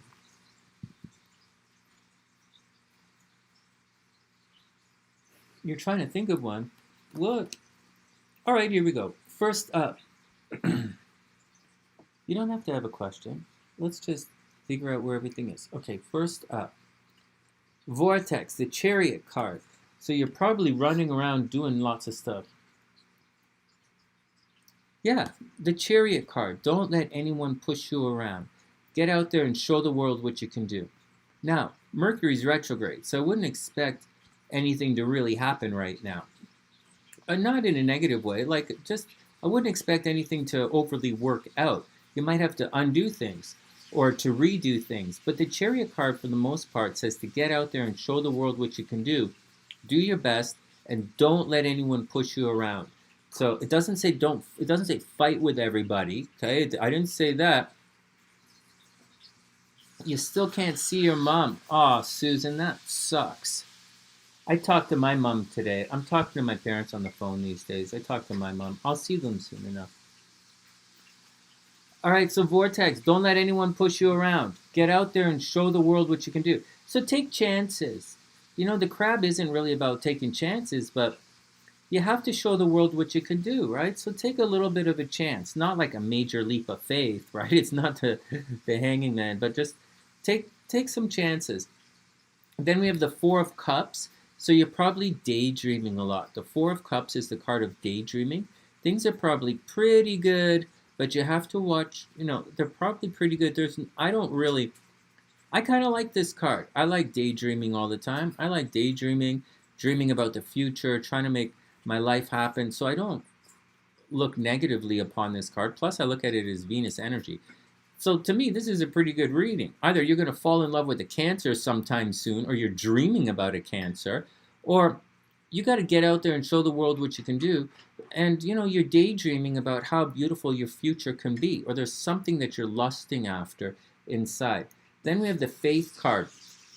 So in the Faith card, oh, it's terrible there in South Wales. Really? I'm in Sedona right now. Sedona's it's under control. I'm not seeing a lot of COVID when I look around, but there really are not a lot of people here. I bet there really aren't. Vortex, the Faith card, the Hierophant. So you're going to have to stick it out. This is a really good reading. It means don't make it up. Vortex, don't make anything up. Let the facts play themselves out. Let the facts decide. Obviously, daydream and work towards that brighter future. Obviously, show people how much you're worth and how good you are and what you can do. But the Faith card says, don't make it up. Whatever you do, don't make it up. Be very steady and practical, and your dreams are going to come true. Steady, practical, step by step. Don't use your intuition. Just show people what you can do and make it happen. There's also a possibility a teacher is on the way to show you what to do. Then we have the Six of Swords reversed. With the Six of Swords reversed, there's a possibility that someone is trying to leave a situation right now. So I don't know if it's a friend or a daughter, or someone wants to quit their job, or someone wants to break up in relationships, or maybe you just want to throw your couch in the garbage. Whatever is happening, this is not the time to actually do it.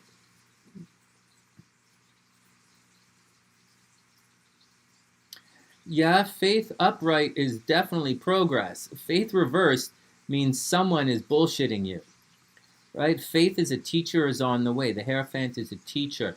And with it reversed, someone's going to bullshit you. They're going to be stubborn. They're going to stand in your way.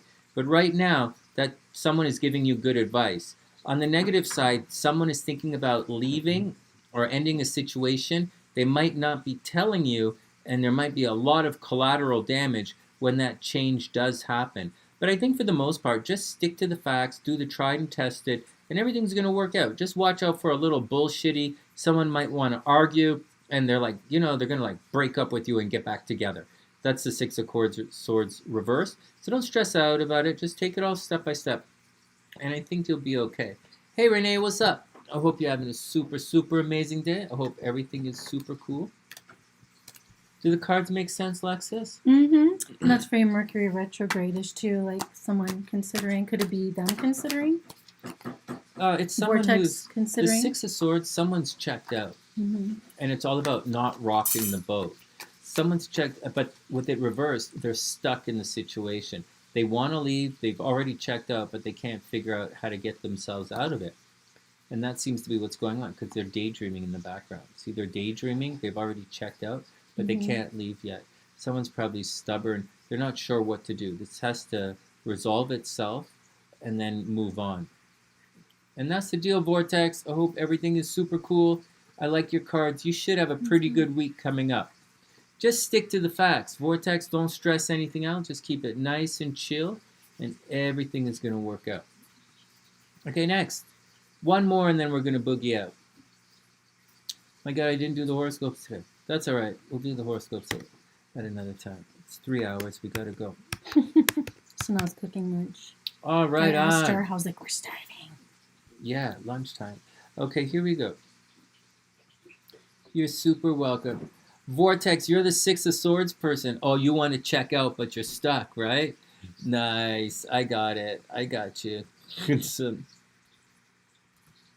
Not me, man. I was happily married. Well, I don't know if I'd say happily, but I was definitely willing to work things out. But let's just move on. Let's just move on. The world is wonderful. I'm hanging out with Alexis this week. Next week, I'm going to hang out with Daniela. Everything is cool. All right, to Numb. Let's see what's going on here. All right. Hey, Elle, I hope you're having a beautiful day. All right, we'll see you soon. One more, and then we're out of here. To Numb, Four of Wands reversed. Well, apparently, someone... So we're talking about your sister going to court, right? Well, the Four of Wands reverses, I don't think there's going to be a lot of success happening right away. Tomorrow, it looks like this would be the card of getting on with things. Or the Four of Swords is the third decan of Aries. It's the card of getting on. Usually it's some very good things happening. But with it reversed, I think things are going to be suspended a little bit. I would expect a little bit of fuckery. I would expect some nonsense and fuckery tomorrow. Four of Wands reversed. It doesn't look like any decisions are going to be made. It looks like some kind of bullshit's going to happen. Then the Seven of Cups reversed. Well, this is clearly someone who's going to feel like they don't have any options. So to Numb, watch out. Just watch out. If you want to talk to them, tell them that they're going to feel as if they don't have any options. Right? This is the card of being paralyzed by options. But, the sevens kind of put the brakes on things. Right? 5, 6, 7. It's the last decan. And so with it reversed, instead of being paralyzed with indecision because they have all these options available to them, it appears as if they are going to feel as if they don't have any options. But while Mercury's retrograde, they really, really should explore all possibilities. So your sister going to court tomorrow should explore all of her possibilities, although she'll have a bit of a fatalistic attitude to everything. This is neat. Let's see what's going on. Then we have the Strength card reversed. She absolutely has to watch her emotions and her temper. There's a strong possibility she's going to freak the fuck out. And so, like, she's going to be stressed out. All of her energy is going to feed back upon her. She's not moving on with things. Not only is she not moving on with things, she probably feels as if she has no options and things are being forced upon her. And with the Strength card reversed, she is absolutely 100% going to freak out. So she's got to take it all with a grain of salt and just chill out. She's going to have to take it easy. She's going to freak out, or someone's going to freak out at her. And finally, 5 of Wands reversed. She's stuck in the shit. Everybody's fighting and nothing's happening. I think nothing's going to happen tomorrow. I think tomorrow is going to be bullshit. I think tomorrow is going to be all same old bullshit. Hey Lloyds, what's up? I hope you're having an amazing day. See this? Everybody's fighting. Everybody's working behind the scenes. They're supposed to be working on the same thing, but they're not. People are doing their own thing. You see this too, Numb? People are doing their own bullshit. She's not moving. Things aren't going to move forward. I don't think they're going to move forward tomorrow. I think she's going to feel hopeless. She might freak out and get really upset. And what can you do? The people really are. There's a lot of bullshit going on in her life tomorrow. She has a lot more enemies than she might realize. So that's what I say. That's what I say to Numb. She's got a lot of enemies that she's going to have to deal with. And tomorrow is not going to be the best day for her. It looks as if it looks like the fight is going to continue. And that's the action, guys. We made it. It's time to boogie out. I'm going to change the title of this from horoscopes to general readings. And that's the action. It was fun to hang out with everybody. Yeah. You know, I'm really happy to see everybody. And I'll come back and do the horoscopes. And we're going to sit with Sue's charts of Australia because you guys are curious about that. I'm kind of curious about it as well. And then there's that woman's chart, Veronica, I think her name is. She's in, it's in the description box. We'll do that tomorrow as well. She's in Australia as well. And that private reading I got to sort out. And we're going to have class tomorrow night. So everybody in the class, get ready. It's going to be 5 o'clock Pacific and 8 o'clock Eastern. And we're going to talk about the cycles. Yeah, too, Numb, you're going to have to prepare her. She's going to go through a bit of a fucked up situation. That's the deal. That's the deal. Well, we're all going through a fucked up situation right now. You just have to maintain yourself, right? Maintain yourself, chill your brains out, and know that fucked up is fucked up, and that wandering monsters will always be wandering monsters, and then just roll with it. You know, bullshit is always bullshit, and just expect it. And laugh at it when you see it. It's not really, you know, unless you're, you know, just chill out. Don't worry about it.